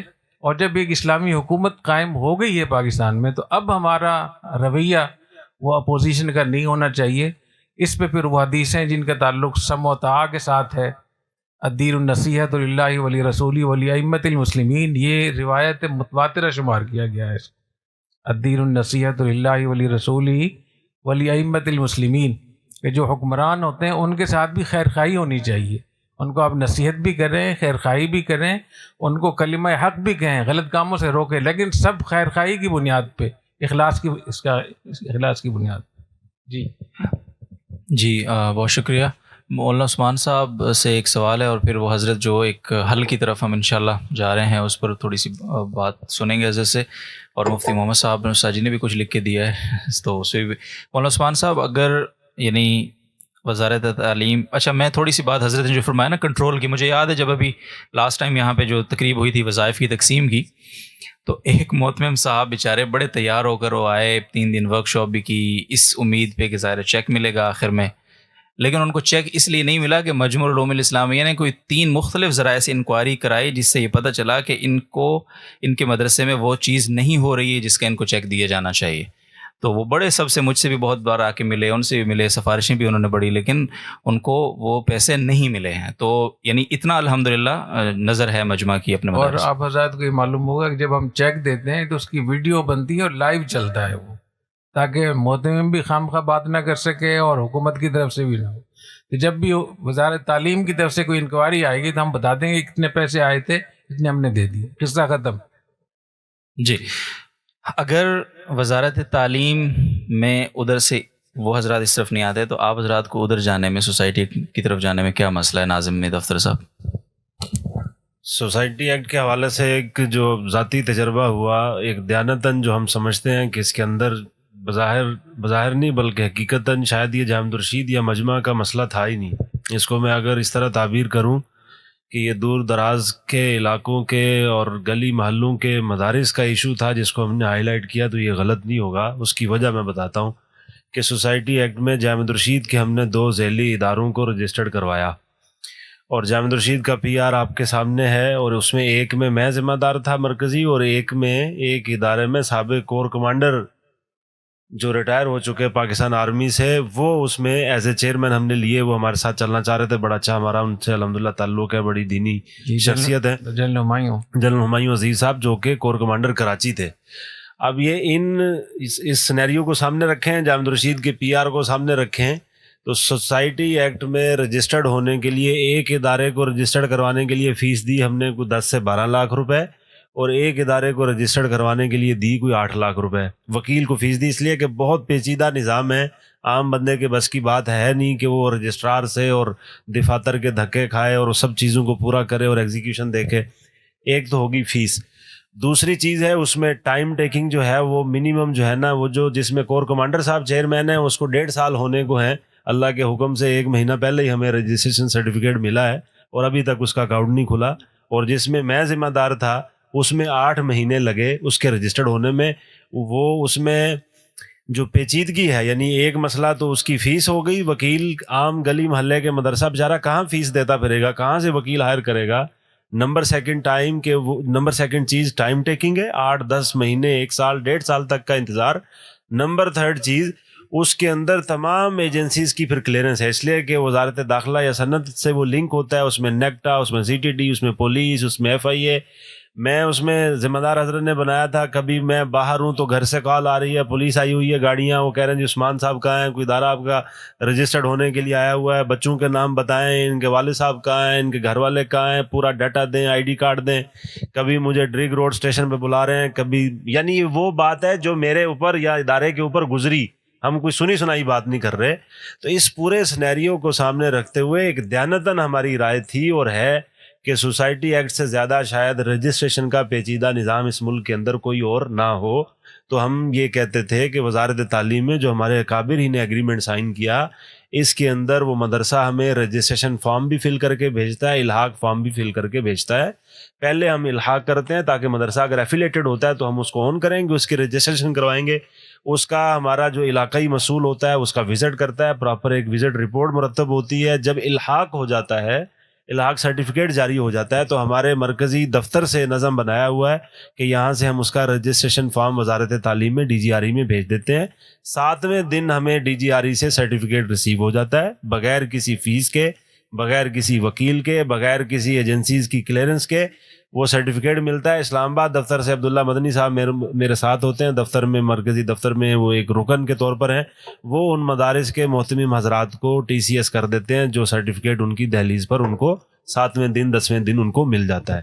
تو ہماری دیانتاً رائے تھی اور ہے کہ سوسائٹی ایکٹ اتنی پیچیدگی ہے اس کے اندر کہ شاید بڑے مدارس، دارالعلوم، جامع الرشید شاید یہ تو اس کو کر لیں، لیکن عام مدارس کی بس کی بات شاید نہ ہو. لیکن ان حضرات کی رائے ہے اور وہ بھی دیانتاً یہ سمجھتے ہیں کہ زیادہ مفید ہے. تو حضرت استاد صاحب نے جیسے بات کی، ہم TV چینلز پر بھی کر چکے ہیں، تو دونوں نظام کر دیں. جو وزارت تعلیم میں جانا چاہے وہ ادھر جا سکے، جو ادھر جانا چاہے وہ سوسائٹی ایکٹ میں جا سکے. ہمیں کوئی اس کے اوپر اعتراض نہیں ہے، کوئی اس کے اوپر اشکال نہیں ہے. وقت سے لوگ خود اپنے لیے ڈیسائیڈ کریں گے ہمارے لیے کون سا راستہ بہتر اور ہمیں کدھر چلنا چاہیے. جی بہت بہت شکریہ. اچھا ایک بات یہاں ضرور میں کرنا چاہتا ہوں کہ 13-14 سال ہو گئے ہمیں یہاں پہ، تو جتنا تعلق جامع الرشید کا PR ہے، ایک بات یہ ہوتی ہے مدارس کے دفاع کے حوالے سے یعنی جو ہے وہ کاوشوں کی. تو حضرت استاد صاحب جب سے مجمع بنا ہے تو جتنے لوگ، یعنی ایک تو ہماری اپنی پالیسی ہے کہ ساری چیزوں کی کلیئرنس اور وہ ساری چیزیں، جو لوگ واقعتاً مشکلات میں ہیں اور بلا وجہ ان کو 4th شیڈیول ان چیزوں میں ڈالا گیا، تو پرسنلی استاد صاحب کی کاوشوں کا میں خود شاہد ہوں، ہم دیکھتے ہیں اور ہر چھوٹے مدرسے والا، ہر مسئول، کوئی بھی، تو حضرت استاد صاحب نے ماشاءاللہ کافی سارے لوگوں کے وہ مسائل، اور پھر جامعۃ الرشید میں خاص طور پہ کہ جب بھی یعنی ابھی اس ماضی قریب میں بھی جو لوگ بھی جامعہ الرشید سے یعنی غائب ہوئے یا جو بھی اس کو آپ نام دیں، وہ الحمدللہ واپس آئے اور ان کے مسائل حل ہوئے، اور ان کے جو بھی چیزیں تھیں ادارے نے ان کو اون کیا، ان کے معاملات کو. تو یہ ساری چیزیں الحمدللہ یہاں بھی ہم نے حل ہوتی دیکھی ہیں اور پریکٹیکلی دیکھی ہیں، یہ صرف کوئی بات نہیں ہے. تو میں ضرور آخر میں حضرت سے چاہوں گا کہ ابھی کوئی خوشخبری جو حضرت پہلے بھی فرما رہے تھے جب ہمارا ساؤنڈ سسٹم ٹھیک نہیں تھا، کہ کس طرف معاملات جا رہے ہیں استاد صاحب، اور کیا آگے نتیجہ دیکھتے ہیں اور کیا امید ہے؟ جی میں سمجھتا ہوں کہ کافی سارے اہم موضوعات رہ گئے ہیں، تو یہ ایک نشست کل بھی ہم کریں گے انشاءاللہ تعالی. اور جہاں تک خوشخبری کی بات ہے وہ یہ کہ الحمدللہ جب میں نے محسوس کیا کہ معاملہ بہت پیچیدہ ہے، تو یہ ہم نے رائے دی کہ دونوں کو کر لیں، کوئی ایسی صورت کر لیں کہ دونوں ہو جائے، وزارت تعلیم کا بھی ایکٹ پاس ہو جائے اور اسی کے ساتھ سوسائٹی ایکٹ بھی پاس ہو جائے. اس میں 3 اسٹیک ہولڈر تھے جو اس میں رکاوٹ بن رہے تھے، ہمارے جو ریاستی ادارے ہیں وہ، اور مولانا فضل الرحمان صاحب، اور ہمارے وفاق المدارس کے حضرات. تو الحمدللہ تینوں سے بالواسطہ اور بلا واسطہ بڑی تفصیلی بات چیت ہوئی کہ اس کو ہم کیسے حل کریں. تو الحمدللہ مولانا فضل الرحمان صاحب بھی تیار ہو گئے ہیں، مولانا تقی صاحب بھی تیار ہو گئے ہیں کہ ہم ایک مشترکہ ڈرافٹ تیار کر کے بھیجتے ہیں. وہ اس میں پھر یہ طے ہوا کہ ایک ڈرافٹ ہم تیار کر لیں گے اور ایک ڈرافٹ مولانا فضل الرحمان صاحب کے جو ہیں کامران مرتضیٰ سب وہ تیار کر لیں گے. پھر دونوں میں جو بہتر ہوگا یہ دونوں کو ملا دیں. تو الحمدللہ انہوں نے بھی ڈرافٹ تیار کیا، وہ ہم نے دیکھا ہے، ہم نے بھی تیار کیا. ہم نے اکرم شیخ صاحب سے تیار کروایا جو پاکستان کے بڑی چوٹی کے وکیل ہے. اور اب تک اگر آپ لوگ خیریت سے رہنے دیں، ہنگامہ نہ کریں، کیونکہ کوئی چیز میڈیا میں آتی ہے تو فوری طور پہ اس کو شروع ہو جاتے ہیں لوگ، تو فی الوقت، اور آپ کہیں اس کو بھی ظاہر نہ کریں کیونکہ میرے خیال میں 2-3 دن لگ جائیں گے. تو انشاءاللہ امید یہی ہے کہ 17-18 دسمبر کو ایک مشترکہ پارلیمنٹ کا اجلاس ہوگا اور اس میں یہ دونوں چیزیں پاس ہو جائیں گی انشاءاللہ. اور جہاں تک آپس میں کچھ لیدے ہوئی ہے، جھگڑا مگڑا ہوئی، میں نے بتایا کہ انشاءاللہ یہ بھی ٹھیک ہو جائے گا. تو میں آپ سے دعا کی بھی درخواست کرتا ہوں کہ اس مشکل کو حل کرنے کے لیے جن جن لوگوں نے بھی حصہ لیا ہے تو وہ ان سب کو اللہ تعالیٰ بہت جزائے خیر عطا فرمائے. اور آپ کو میں یہ بتانا چاہتا ہوں کہ اس میں سب سے بڑا حصہ آپ کا ہے، جامعۃ الرشید کا ہے. اور کسی بھی موقع پہ آپ کو ضد نہیں کرنی چاہیے، دیکھ لیں کہ صورتحال کیا ہے. باقی یہ صحیح ہے غلط ہے تو اس کا تعلق اس سے ہے کہ حالات کیا ہے. تو جس قدر حالات ہیں اب ملک کے اور ریاست کے، ان حالات کا تقاضا یہ ہے کہ فی الوقت ہم اس کو کر لیں، دونوں پاس ہو جائیں. اور میرا یہ خیال ہے کہ اس حوالے سے بہت بہتر ہوگا کہ جن لوگوں کو یہ اندیشہ ہے کہ وزارت تعلیم کی وجہ سے حکومت کو مداخلت کا موقع ملے گا، وہ سوسائٹی ایکٹ میں کروا لیں. اور اتنا بڑا نظام تعلیم اتحاد تنظیمات کا جس میں 20-22-23 ہزار مدارس ہیں، وہ مداخلت سے بچا رہے گا. اور وہ لوگ جو یہ سمجھتے ہیں کہ وزارت تعلیم کی وجہ سے ہم آگے جا سکتے ہیں تو ہمارے طلباء آگے جا سکتے ہیں. کل کو خدا نخواستہ اگر ہم ناکام ہوتے ہیں تو وہ تو بچے ہوئے ہوں گے نا، اور اگر ہماری طرف سے لوگ کامیاب ہوتے ہیں تو وہ ہمارے ساتھ آ سکتے ہیں. تو یہ بہت زبردست کام ہو جائے گا انشاءاللہ تعالیٰ کہ مدارس دونوں طریقے سے محفوظ بھی ہوں گے. خدا نخواستہ اگر وزارت تعلیم کی طرف سے کوئی نقصان ہوتا ہے تو زیادہ مدارس تو ادھر ہیں، سوسائٹی ایکٹ میں ہے. تو میری بات سمجھ رہے ہیں نا آپ حضرات؟ تو یہ ایسا ایک حل ہے جو ہم سب کے لیے، ہمارے ملک کے لیے بہت مفید ہے. جھگڑا بھی ختم ہو جائے گا اور حکومت بھی محفوظ مطمئن ہو جائے گی، مولانا فضل الرحمان صاحب بھی مطمئن ہو جائیں گے، اتحاد تنظیمات کے حضرات بھی، اور جامعۃ الرشید تو پہلے ہی مطمئن ہے الحمدللہ. الحمدللہ. بہت بہت شکریہ حضرت نے فرمایا کل کی نشست کا. تو انشاءاللہ لیکن کل ایسا کریں کہ تھوڑا وقت ہو، جی، کیونکہ بیچاری اتنی دیر سے یہ اور ساؤنڈ کا مسئلہ بھی انشاءاللہ پہلے سے حل ہوگا. عشاء کے فوراً بعد شروع کریں گے انشاءاللہ. کئی چیزیں مفتی محمد صاحب نے ابھی ایک سوال ابھی لکھ کر دیا ہے کہ حاصل فتاویٰ میں لکھا ہوا ہے کہ حکومت سے امداد لینا سخت منع ہے. اس پر بھی ہم بات کریں گے انشاءاللہ تعالیٰ. اور اسی طریقے سے جو حکومت کی مداخلت کس شکل میں ہوگی خطرہ، میں اس پہ خاص طور پہ بات کرنا چاہتا ہوں کہ وزارت تعلیم میں، وزارت صنعت میں فرق کیا ہے اور ہمیں کس طرف جانا چاہیے. تو میں سمجھتا ہوں وہ آپ کی ذہن سازی کے لیے ضروری ہے. اللہ تعالیٰ آپ لوگوں کو بہت جزائے خیر عطا فرمائے اور بہت ہی دعاؤں کا بہت اہتمام کریں کہ جو کچھ طے ہو گیا ہے یہ آخر وقت تک طے رہے اور یہ پاس ہو جائے. اس مجلس کا اختتام ایک شعر اور آمین کہنا ہے آپ نے کہ دعا کرو. ایسے تو شعر ہے، خدا کرے کہ سلامت رہے اس کی ہمت، وہ ایک چراغ کے آندھیوں پہ بھاری ہے. انشاءاللہ تو دعاؤں میں یاد رکھیں. سبحانک اللہم و بحمدک، اشہد ان لا الہ الا انت.